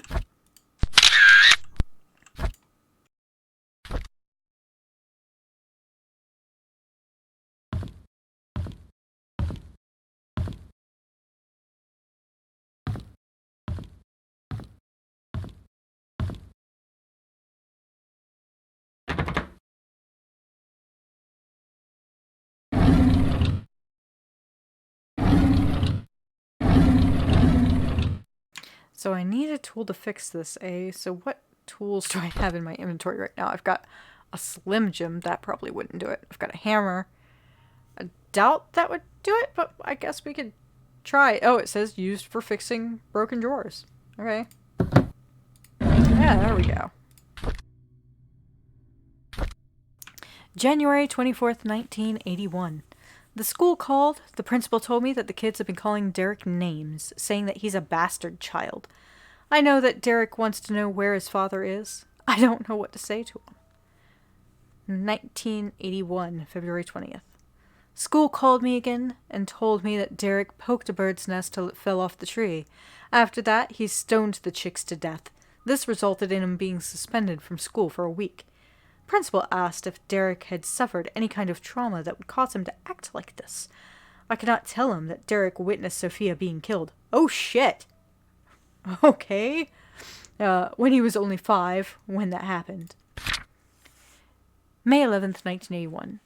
Derek stopped going to school. He told me school isn't for him. I should not have asked him to keep quiet about Sophia's death. He must have been bottling up his emotions all these years. Maybe it's time I start homeschooling him. So now we know, fam, that Derek, a little boy at the age of 5, witnessed the death of Sophia. That's just lovely. City of New Jersey, Department of Child Psychiatric Division. Psychiatric evaluation of Derek Tyler. Dear Miss Wanda Tyler, after almost 5 months of sessions, your son, Derek Tyler, is now much better. We are still unable to get him to talk much, but he has chosen to express his thoughts and feelings through written text, which is a breakthrough for him. During his last session, however, he wrote the following. Dad was standing in the middle of the road. He was waving to me. Mom was crying, and her tears dripped onto my face. I woke up. Kitty was purring and licking my face. I think she wanted to go out. Mom doesn't like me to make noise when it's late at night. Says it will wake everyone up. So I was very quiet when I opened the back door. Kitty flew away. There were noises behind the wall fence. There's a door that's always locked, but there's light behind the keyhole. I walked to the door and looked through the keyhole. There were 4 people. 2 of them were fighting. A baby was crying. Then one of them fell down and hit her head. She stopped moving. Her eyes were open. I wet my pants because she was looking at me.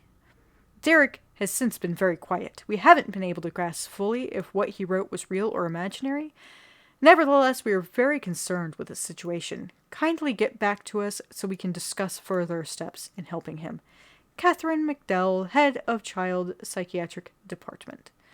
So now we know he was pretty fucked up by seeing the death of Sophia at the hands of Vivian, Dr. Johnson, or at least I assume it was Vivian and Dr. Johnson, and Andrew Reed.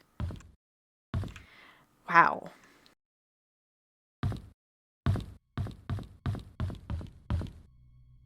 So now that we've looked at pretty much everything in this household, I think the next step is to, one, we've got to go back to the Inn and Suites, but two, we've got to check out that time capsule in the courtyard of the graveyard.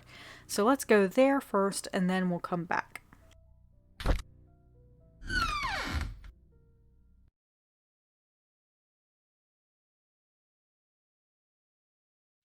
Plot keeps thickening and thickening.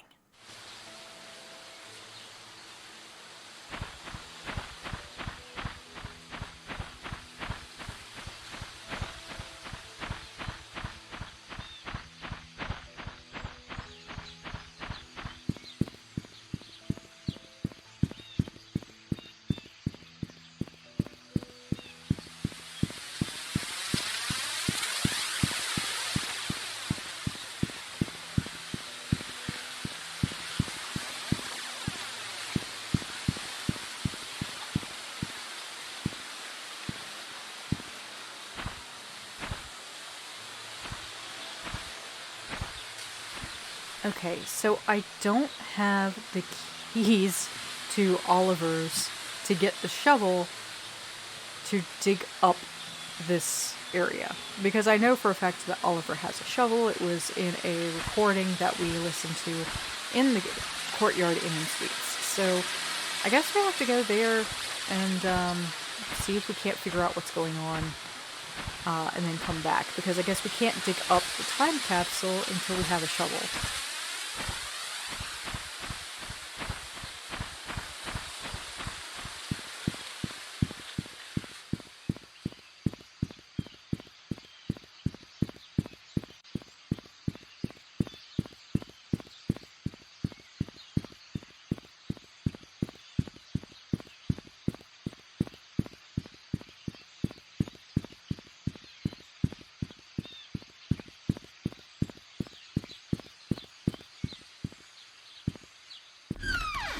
Okay, so we're back at the Inn and Suites. We are going to go upstairs to room 201, where we left off in Steve Moss's rented room, which, by the way, he was behind on the rent with. And we're going to find out if we can't open the briefcase, which we had to leave last time because we could not open it.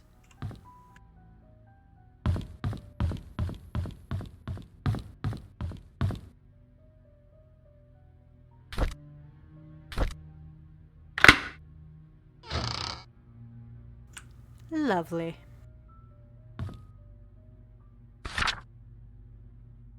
Ooh, autopsy report. This was Andrew Reed's autopsy. 3rd-degree burns, pneumothorax. 44-year-old white male with burns found at home, pronounced dead at the scene. 3rd-degree burns found across body, completely charred over the head, face, neck, and hands, heavily charred across the front and back of the body, legs, and feet. Closer inspection reveals punctured lungs with an object similar to a switchblade or small knife. Pneumothorax is a possible cause of death, but body is too burnt to confirm. Henry Johnson, exsanguination. 61-year-old white male pulled out of the car submerged in lake. Victim's lungs do not contain water, which shows that he did not die by drowning. Due to prolonged submerging of the body in the water, the estimated time of death might not be accurate. Estimated time of death is between 12 to 16 days. Top right side of the skull, leaning towards the front and above the right eye, has a wide crack, usually caused by a sharp object and strong force. Front torso, face, back portion of forearms suffer numerous lacerations. Victim most likely succumbed to blood loss before being placed in the water. And last but not least, we have Vivian Roberts. Exsanguination. 55-year-old white female found lying in front of mansion gates, pronounced dead at the scene. 12 centimeter wide, 7 centimeter deep crack found on the right side of head. Impact caused by strong force with a sharp object. Lacerations on front torso and back sides of both forearms. Victim died from loss of blood. So we now know that none of these victims were killed how the newspaper said they were, which kind of makes sense because in unsolved cases, they typically try to keep the gory details out of the newspaper so that, they actually can figure out stuff from the supposed suspects. Oh, that's why we couldn't figure it out earlier, fam. So The dart that was broken off and on the floor was actually in double 18. So double 18 would be, 36? Right? 8 and 8, 16 plus 20, so 36. 36 plus 50 would be 86, plus 60 would be 136? 126? Something like that. I don't know. I am bad at math. Let me get a calculator.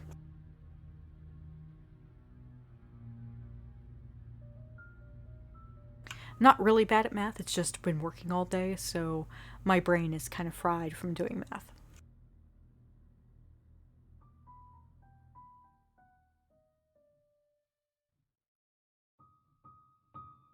Okay, it would be 146, and then subtract 9 from that would be 137. So the code to get into Bernard's thing should be 137.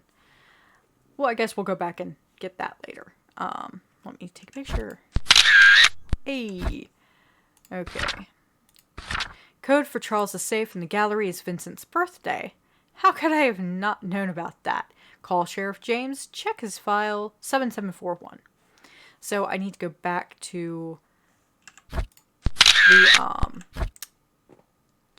sheriff's office as well as Charles's gallery. Vincent's birthday, June 1st, 1975, I think it was.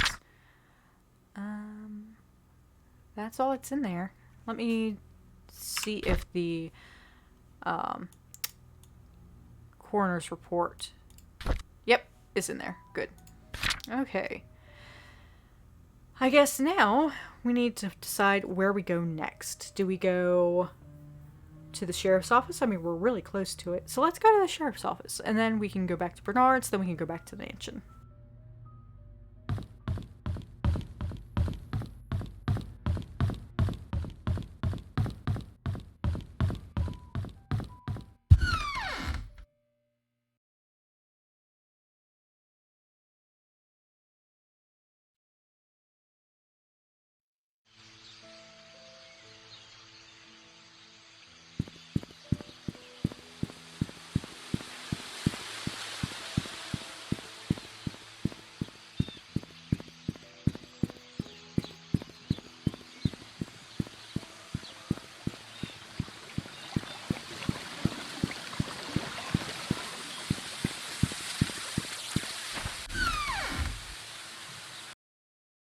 Okay, we're going to open up that last drawer that was locked in the sheriff's office, which was in his cabinet, and it was 7741, according to the note we just got.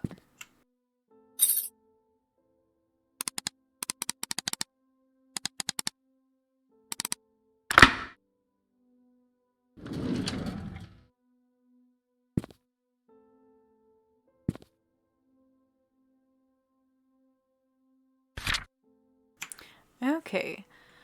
May 13th, 1997. To Sheriff Howard. The crack in Vivian Roberts' skull shows that the weapon used is an object with a heavy and sharp end. Something like an axe would fit the description. To cause a crack that big, the attacker must be rather strong. I'm assuming it's either a man or a strong woman who is experienced in the use of the weapon. The victim must have been facing the attacker because of the lacerations found on the front of her torso, as well as the backside of both forearms, showing that she tried to block the attacks by holding up her arms. Fatal strike landed on the right side of the victim's head, just above her right eyebrows. This clarifies the following: that the victim was facing the killer is strong enough to land such a clean but deadly blow, and that the killer is left-handed. Guys, I think we have the answer. The, without a doubt, person that I know is left-handed in this game is the butler. Why is it always the butler? Since the murder weapon was never recovered and confirmed, my assumption of it being an axe still remains. Since this is me doing you a solid, do not under any circumstances leak this information or I'll be in big trouble. The guys here in Grand City don't want anyone more than necessary to know about these details. Hope the above information helps. Sean M. Smith.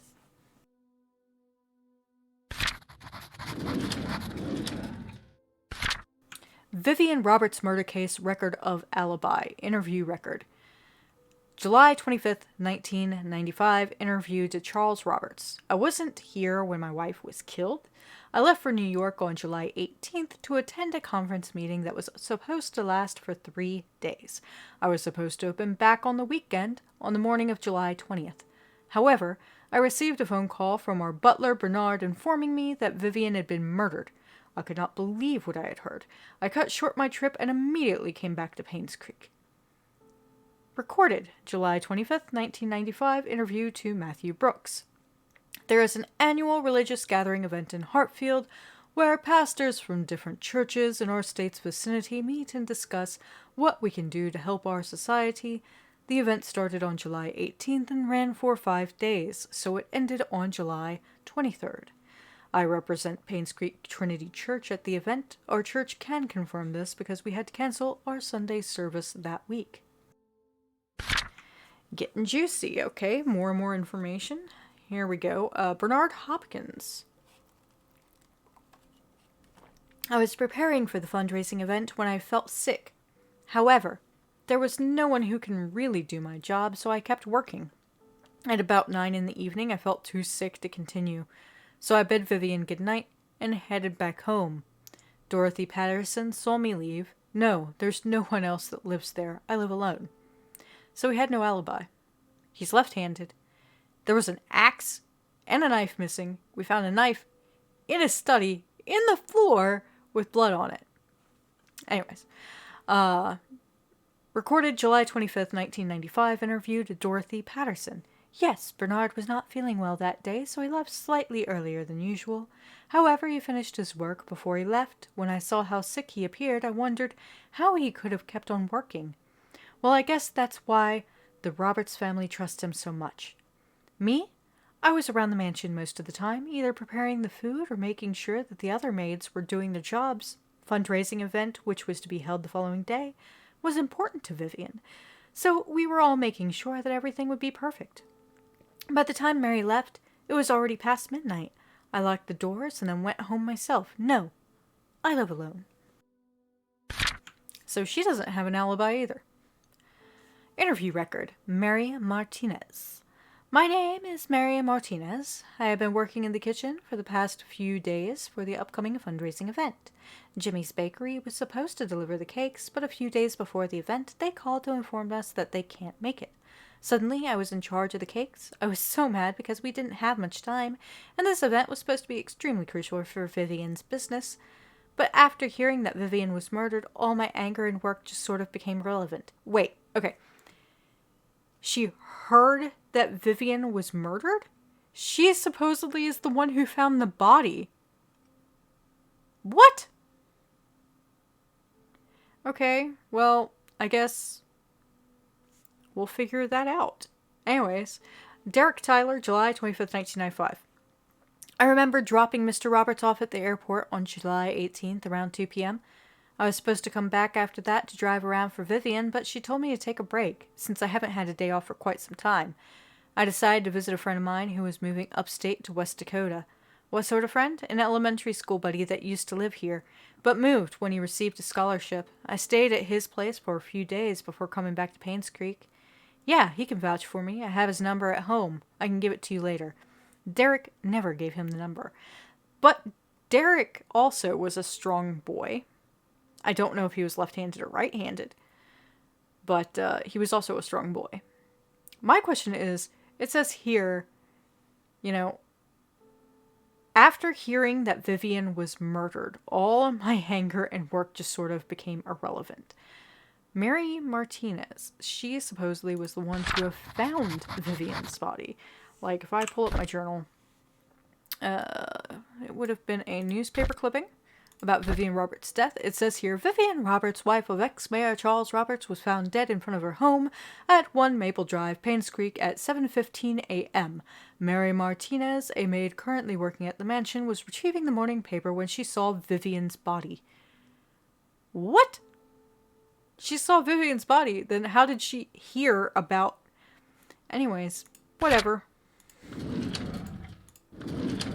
I guess we'll figure that out. Ooh, a key. A car key. Take that. Is there anything else in there? A wind truck. A whistle. And some glasses. Okay, nothing of consequence. But the car key will come in handy.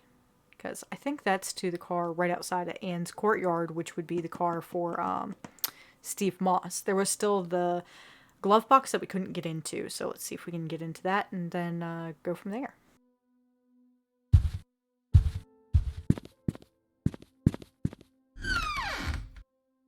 There's a lot of back and forth in this game, but it is quite fun. It's kind of like a virtual escape room kind of thing.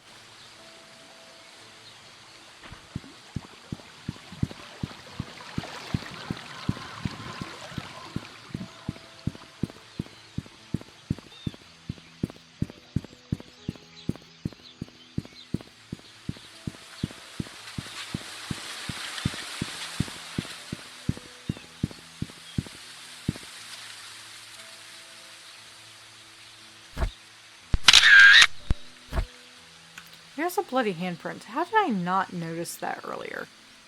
Seriously.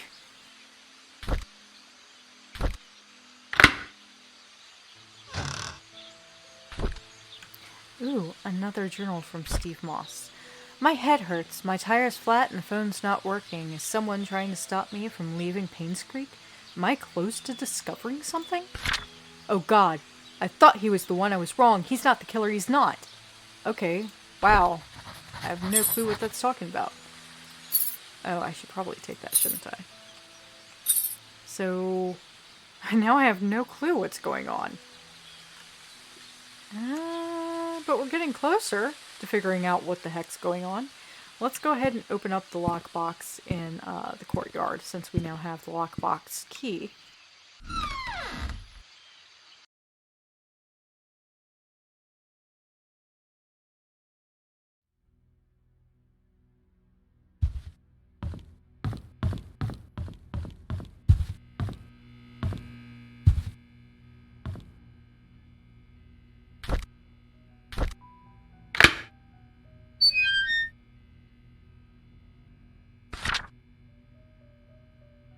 He's onto me, and I had to hide the key in one of the drains by the roadside. He will never find... Okay.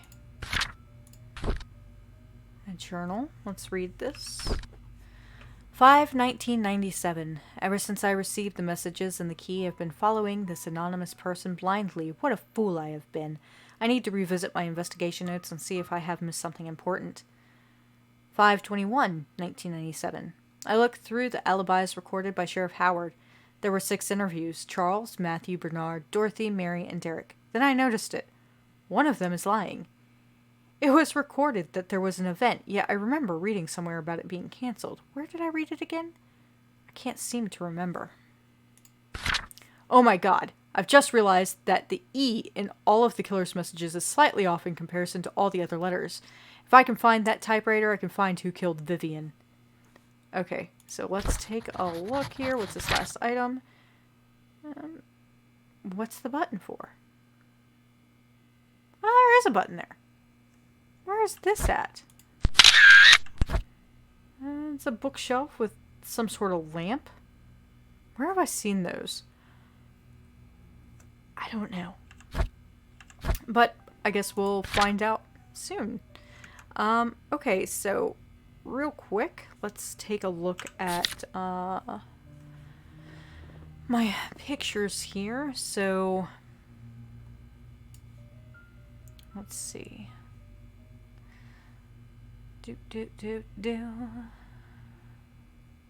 Where was it? Where was it?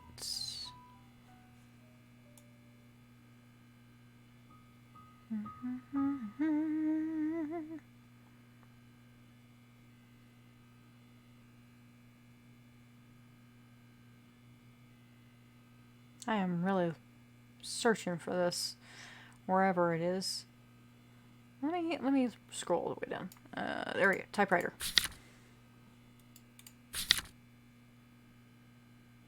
Dear Father, how's everything going? So, the E looks perfectly fine on that typewriter. What about the typewriter? I found out who killed my mother, so that typewriter looks normal. Those are the only typewriters that I've actually found, but I know there must be more. Where else was there a typewriter? Maybe at Bernard's house? Maybe at Father Matthew's? Go and take a look. So, yeah. Let's go ahead and let's see. What was the stuff that I have? Okay, so I have a locket. Something etched in the back. Which has a date etched in the back, or a code. I'm going to guess that code goes to one of the locked areas. I have the Painscreek Community Hospital staff pass, electric key card for the hospital. I don't know what it goes to, but I guess we'll find out. And there is a key code on that as well.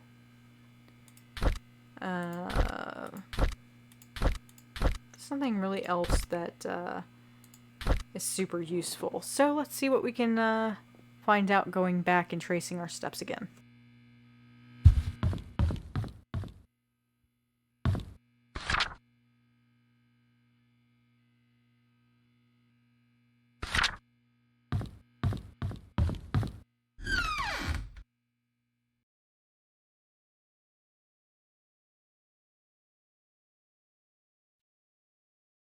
I think I have to go back to Bernard's house, as well as back to the mansion. So let's go to Bernard's house first, then the mansion. And we might have to stop by the church, too. Maybe. Because I need to know Father Calvin's birthday so I can get into the confessional.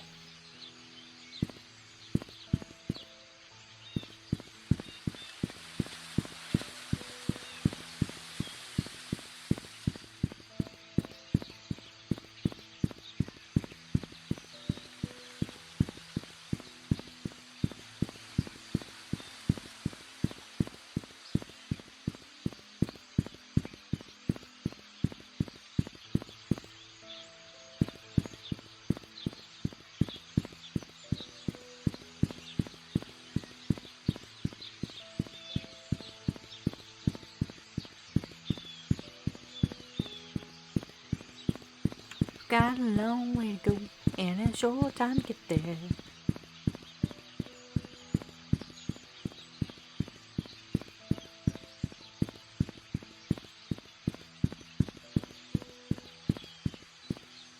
So, in case you didn't know, I'm going back to the church because I think I saw one of those lamps here. Oh, and also I have to get into the confessional. So, we'll see if that lamp and the confessional code is somewhere in here.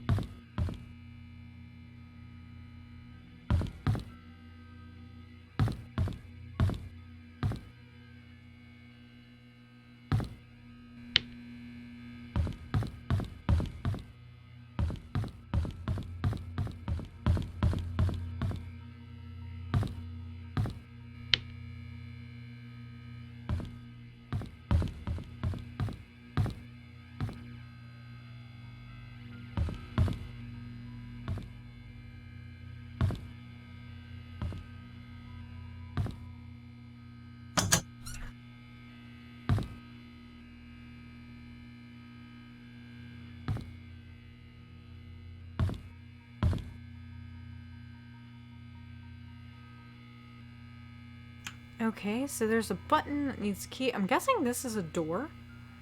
I don't have a key. Is the key in the confessional? I need to figure out what Father Calvin's birthday is. That's got to be somewhere around here, right?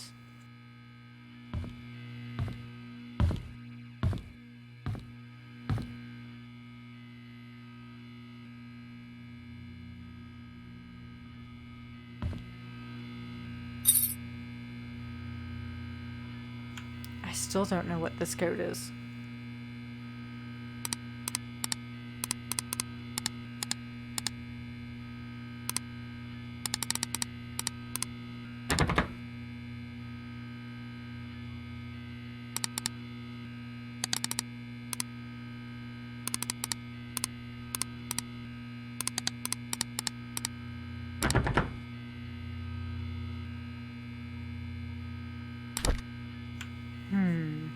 Since this was the father's, let me try a few things, because I still got to get into this somehow.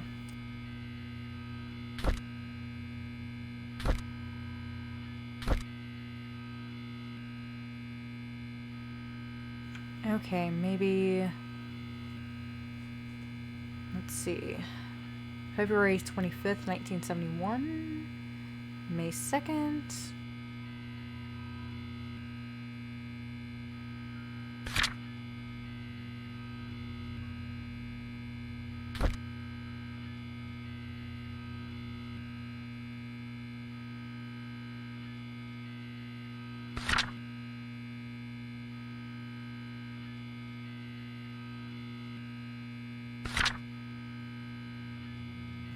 Okay, so not that. Let me double check my pictures. I think I had a picture of his tombstone, Father Calvin's, that is. Maybe that'll give me some information here. Let's see. Henry Johnson, Wanda Tyler, Magdalene, Trisha, Vivian, Scott. Okay, I don't. Okay. One momento, por favor.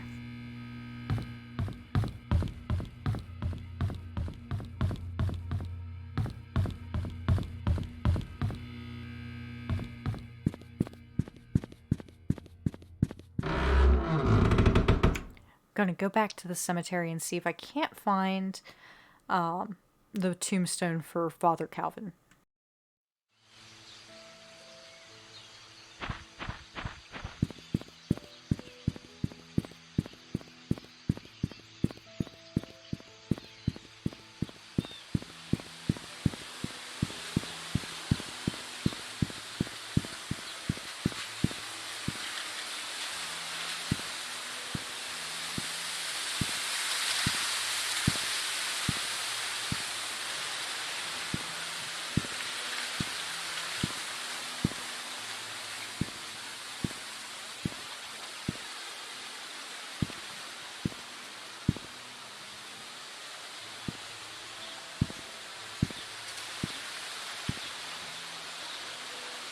There we go. Calvin Bennett, today you will be with me in paradise. October 24th, 1902. December 7th, 1984. Okay.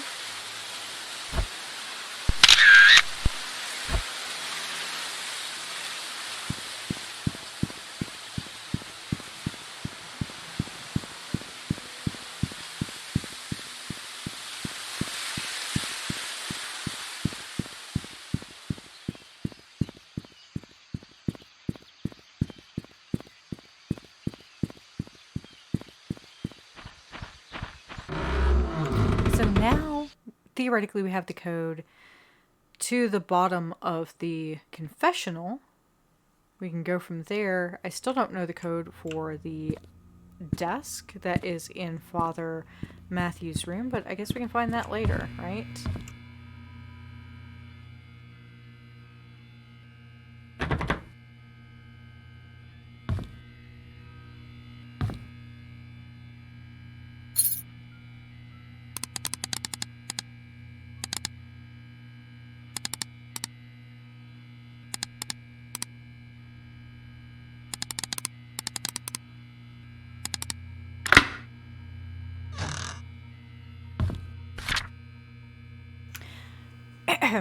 Dear Father Calvin, this is a letter about the things that I have witnessed during my stay in Painscreek while in service to Mrs. Magdalene Roberts. I have no one to confide in, and I dare not speak to you in public, hence this letter. I accompanied Mrs. Roberts to Painscreek on July 4th of 1975 to visit her son Charles. It is rumored that Vivian had a nervous breakdown following her own delivery of Trisha, that she had to stay in PCH for rehabilitation for several months. During that time period, Charles was all alone. He found comfort in a housemaid by the name of Sophia. They had an affair. A boy was born. 2 days after arriving, we were informed that Sophia, along with her child, had left Painscreek. Where she could have gone off to was a mystery for all of us. I assume most of us believed in the story, including myself. However, Mrs. Roberts refused to believe that Sophia would leave when she would have been accepted into the Roberts family. The boy that she bore for Charles would have guaranteed that. Mrs. Roberts initiated a search for Sophia with our driver Patrick and myself. It lasted less than 2 months before she passed away from a heart attack. What I want to confess in this letter is not about Sophia, although I was initiated by her disappearance. It's about Mrs. Roberts' untimely death. You see, Mrs. Roberts had a heart condition, and it had been affecting her for a while. However, her medication had always kept her stable. Her prescription was still the same during her visit to Painscreek, yet her condition deteriorated. The family doctor, Henry Johnson, confirmed that her search for Sophia had taken a toll on her health. All she needed was to rest as much as she could, and she would be fine. I know that despite the doctor's advice, Mrs. Roberts did not stop the search. Did that create stress on her? Yes. But should it have killed her? According to the physician attending to Mrs. Roberts back home, no. Definitely not. Within such a short time span, if she had taken her medicine, her body was never autopsied. Her son Charles wanted her body untouched and buried properly. As Patrick and I were packing to leave for home, I couldn't help but wonder who could have wanted Mrs. Roberts dead. Is there a connection between the affair of Charles and the housemaid, the disappearance of Sophia and her child, and the death of Mrs. Roberts? I would like to say whom I might suspect, yet I am in no such position, and am afraid that I might name the wrong person. As I write this letter, I hope you can understand what I am trying to convey. I pray that the truth will be revealed as God permits. Sincerely, Sylvia Eden. So, Sylvia had the same thoughts that we're having now, which is that Magdalene and Sophia's death are linked due to the fact that Magdalene went looking for Sophia after Sophia turned up dead, basically. But I think that Father Calvin knew about it too, because Andrew Reed would have told Father Calvin when the boy was presented to him to give to the orphanage. Ooh, there's just so much to unpack in this game. I don't know if we're going to get to the conclusion tonight because, man, there's just so much. So much. And we haven't even finished exploring the sewer yet. We got to the hospital. I don't think we went towards the residences. Or maybe we did. I can't remember. I think we did. But I think we were blocked from going pretty much everywhere else, but I didn't try to go to the church. Or maybe I did. Yeah, I did. And I was blocked. Okay. There is a basement here. I wonder if I can get into it now that I have the sewer key.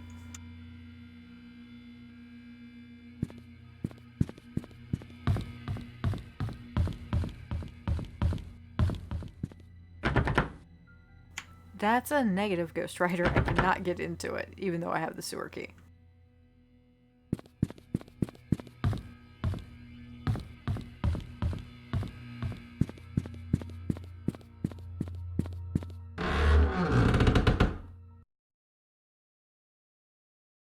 So I need to get into a couple of places in the Roberts mansion.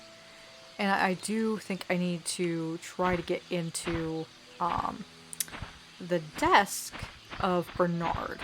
So we'll go to Bernard's first and then we'll go from there.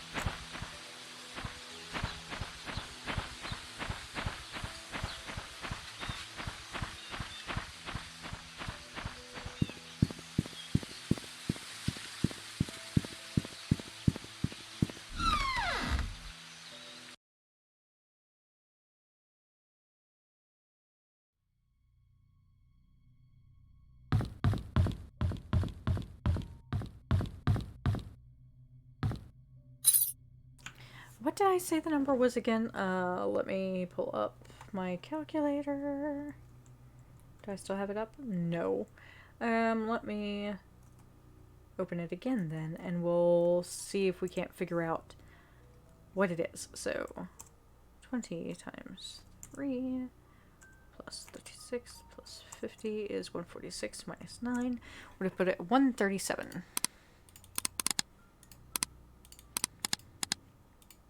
Ooh, that opened. Okay, so we got some stuff in here. I got another diary. July 21st, 1995. So this would have been after Vivian's murder.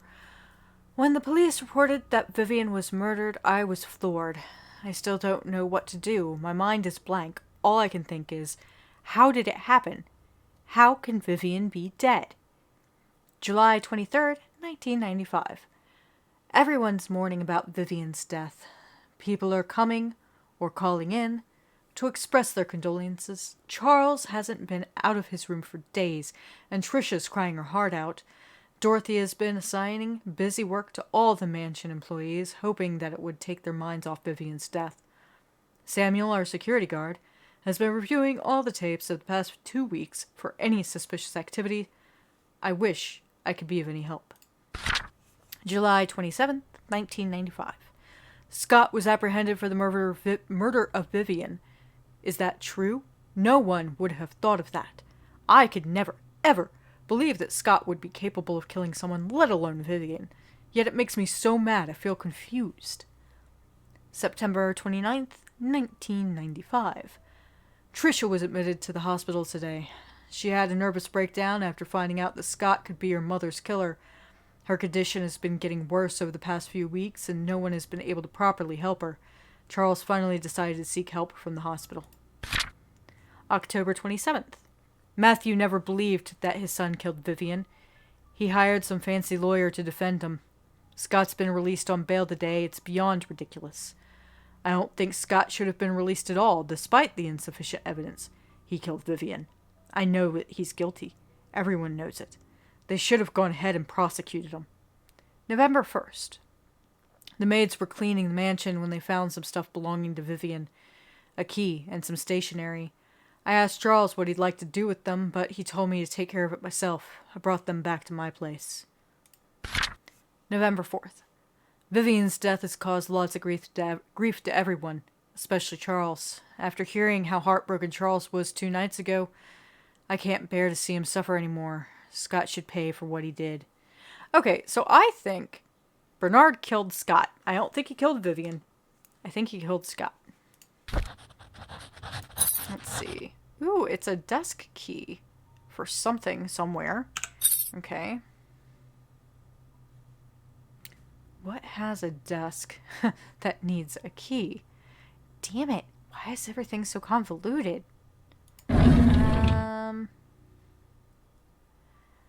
It's probably in the mansion because Charles asked Bernard to take care of it. So, some stationery and a key. Desk key. What needs a key? What desk needs a key? Trying to remember. I'm not sure, but I think we have to go back to the mansion. I think our answers lie there.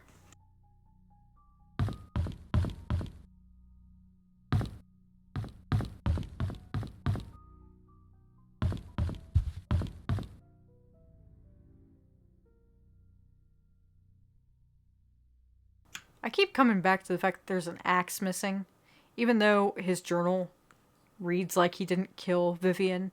Vivian was killed by somebody who was left-handed. I don't know anybody else who's left-handed other than Bernard, but we'll figure that out.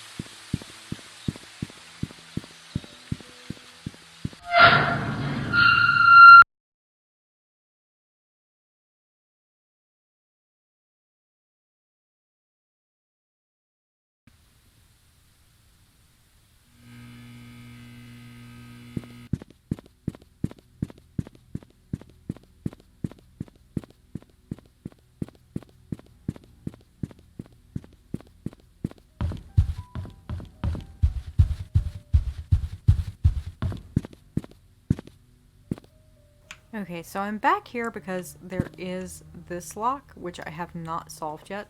I think it's to do with the 4 chess pieces that I have found that are some combination of 1, 5, 2, and 7. They're, a queen is 1, the rook is 7, I think, the knight is 5, and the pawn is 1, or pawn is 2, I think.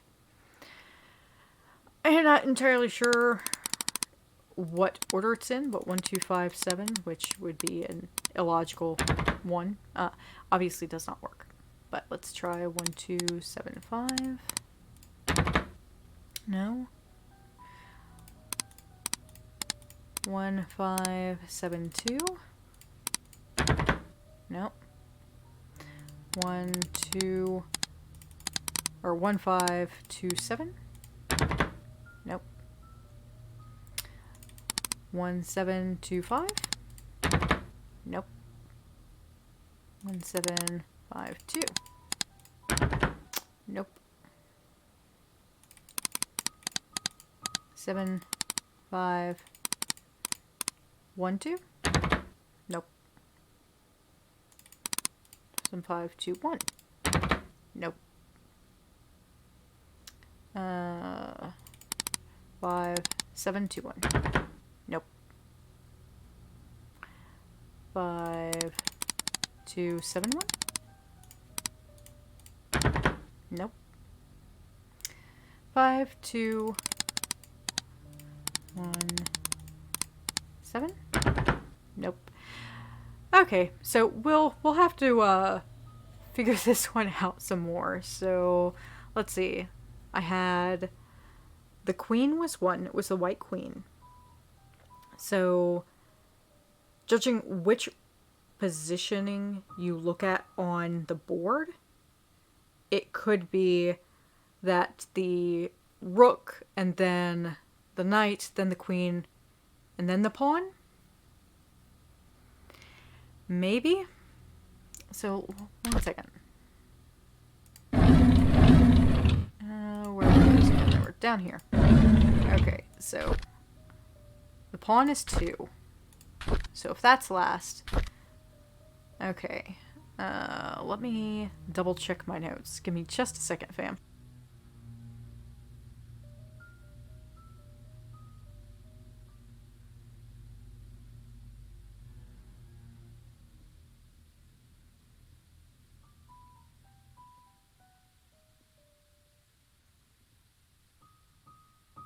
Okay, I've got it. Oops.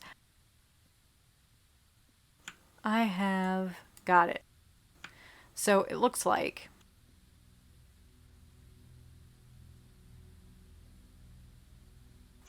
if it's in reverse order, maybe 7, 5, 1, 2. I think I tried that, but let's try it again. 7, 5, 1, 2. 7, 5, 1, 2. No. Well, drats. Maybe I'll just come back to this one. We still got to get in here at some point, but I don't know what it is. I am almost to the point of just looking up a spoiler, but I hate doing that.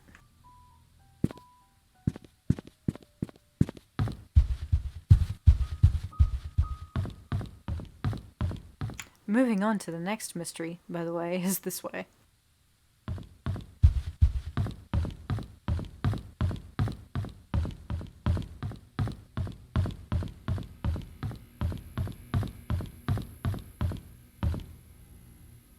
So this is supposed to be the birthday of Vincent, which I think was June 1st? 75? No. Let's try June 25th, 75? No. July 1st? 75? Let me look at Charles's diary so I can get the exact date again, so I'm just not guessing wildly into the dark. Let's see. Charles Roberts, 1974. 2.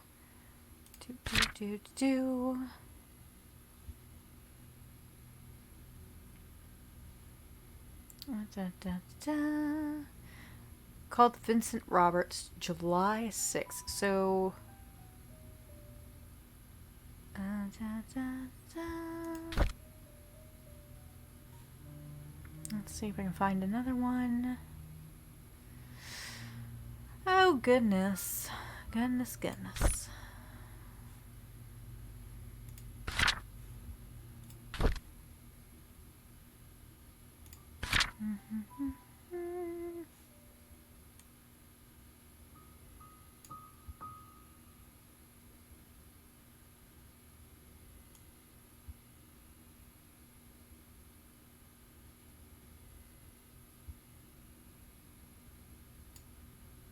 I think it was the 28th. Let's try 0701 75. No. One second. I think I have a picture of the tombstone for Scott, and that would have been the date. There we go. It says June 1st, 1975.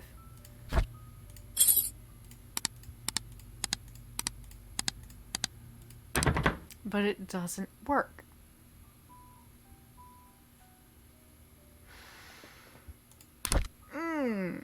Is there something else that I'm missing?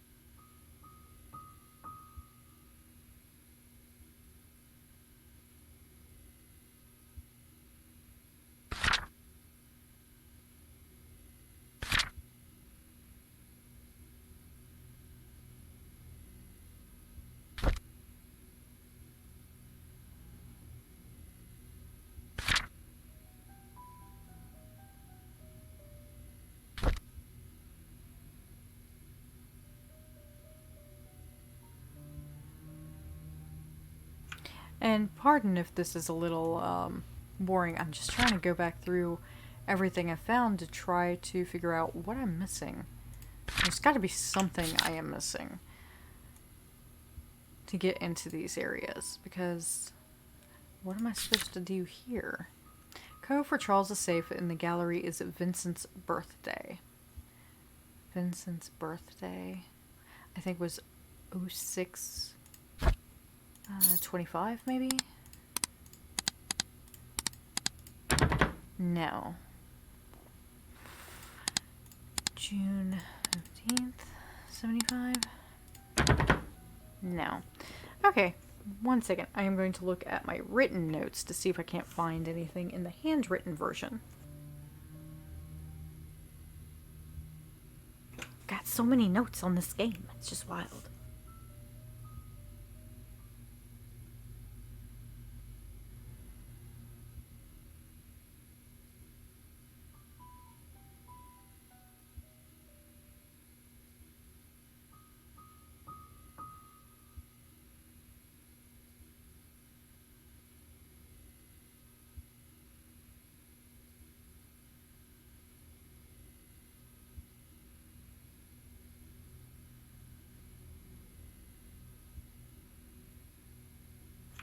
Okay, so going through my notes, and I'm not seeing it yet, but I know it's in here.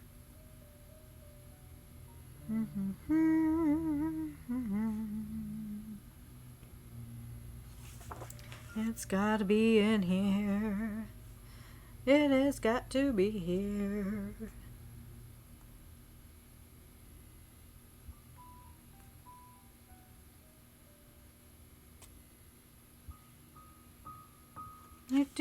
Do. June 11th?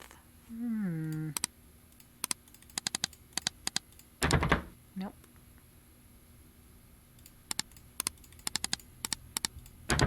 Nope.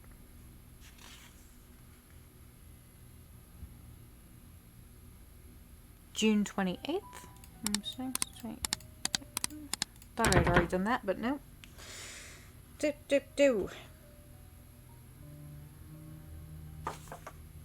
Well, that's all the written notes I have, too. Well, trats! Where would I have put it? I don't know what it would be.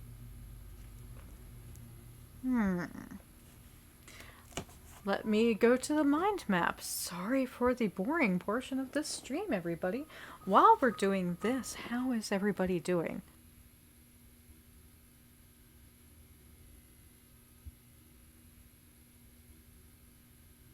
I'm putting up the be right back just in case somebody comes and is like, what the hell is going on? Because I have really got to look into what I'm missing, because I've got to be missing something.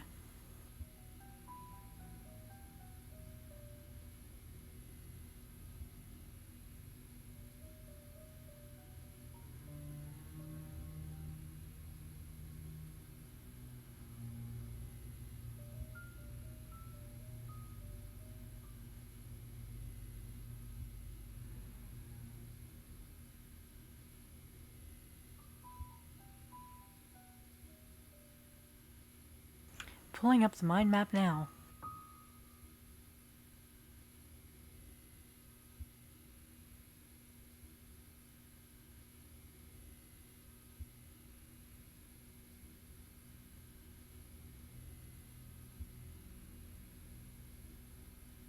Okay, literally, the last thing I can see is that it would be June 1st, 75, but that's not the true date of birth. So we know he was born sometime between June 1st and June 27th or 26th. Let's see.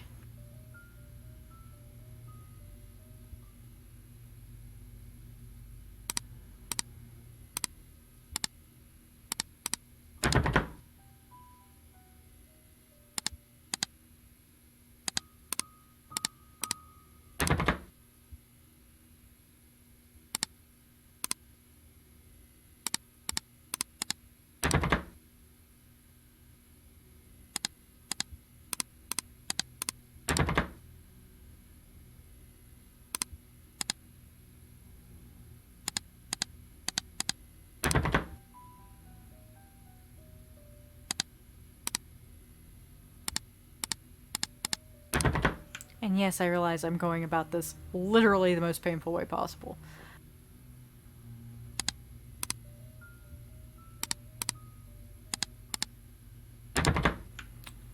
Still not the right code. We know it is June sometime. We know it is some day between June 1st and June 26th, which I think would be the day that Sophia actually went missing. And in 1975. That's all we have to go on. So if we just keep in typing combinations of these characters, we should theoretically be able to find one that works. At some point. So 06, 16, 75. Nope. 06, 15, 75. Nope. 06, 13, 75. Nope. 6, 12, 75. Nope.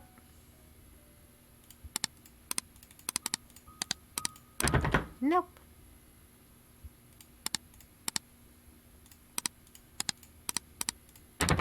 Nope.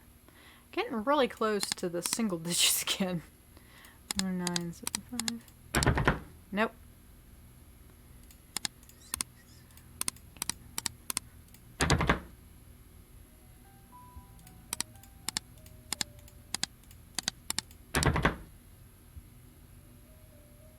Maybe it's 601.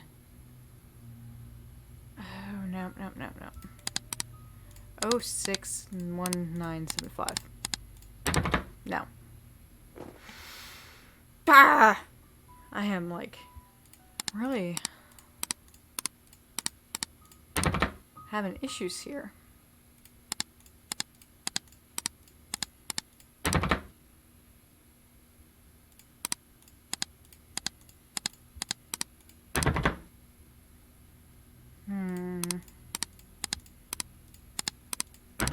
Still having issues.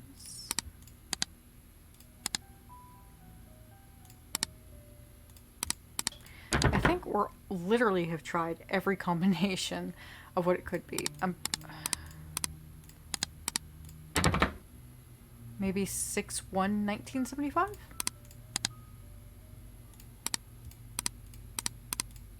Oh, there we go. Okay, so we just had the wrong format, but it was 6/1/75. Oh, there's the king. It's a 4. The king is a 4.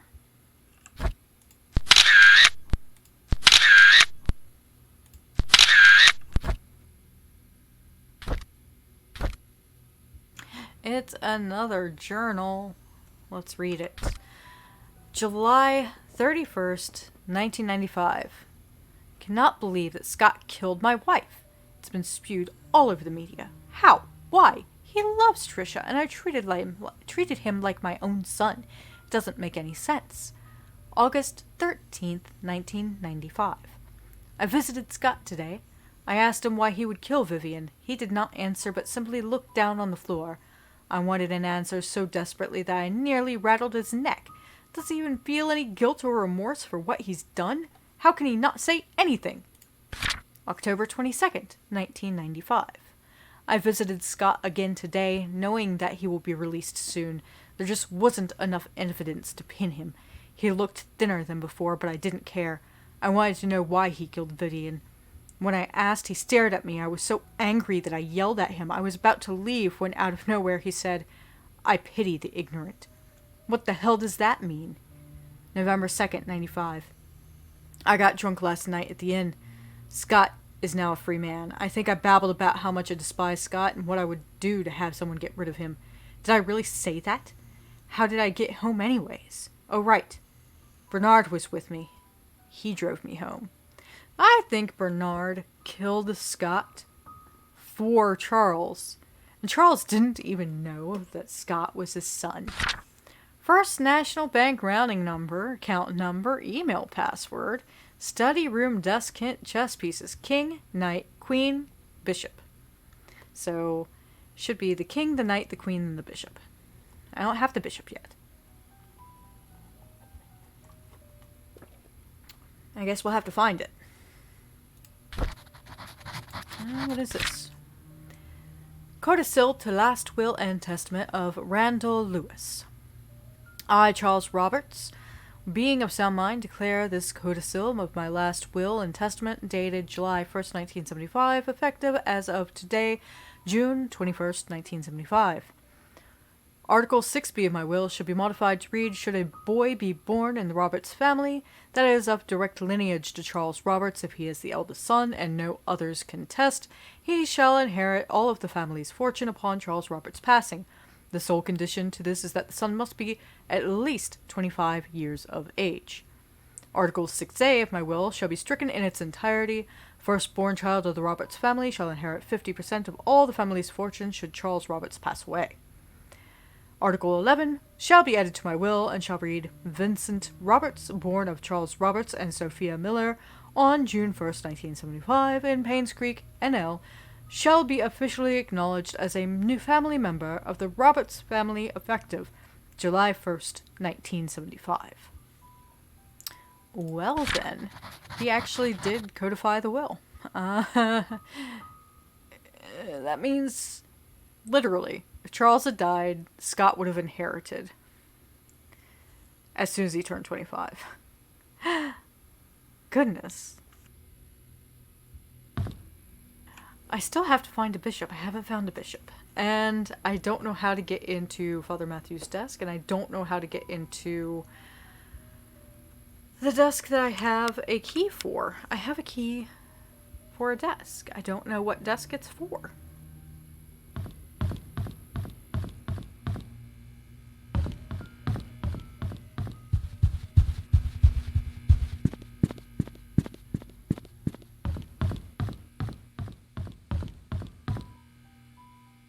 No desks in here.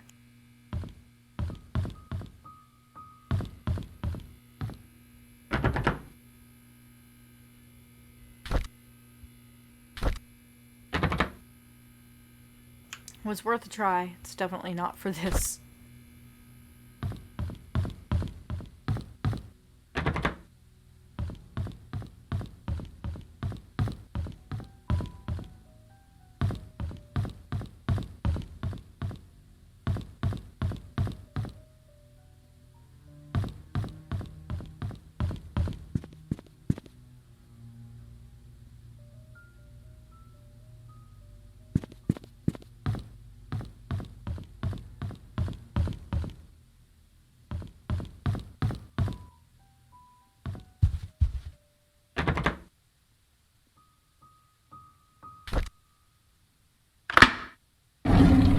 That's what it's for. Okay, let's see. We got Diary of Vivian Roberts. Okay, let's take a look here.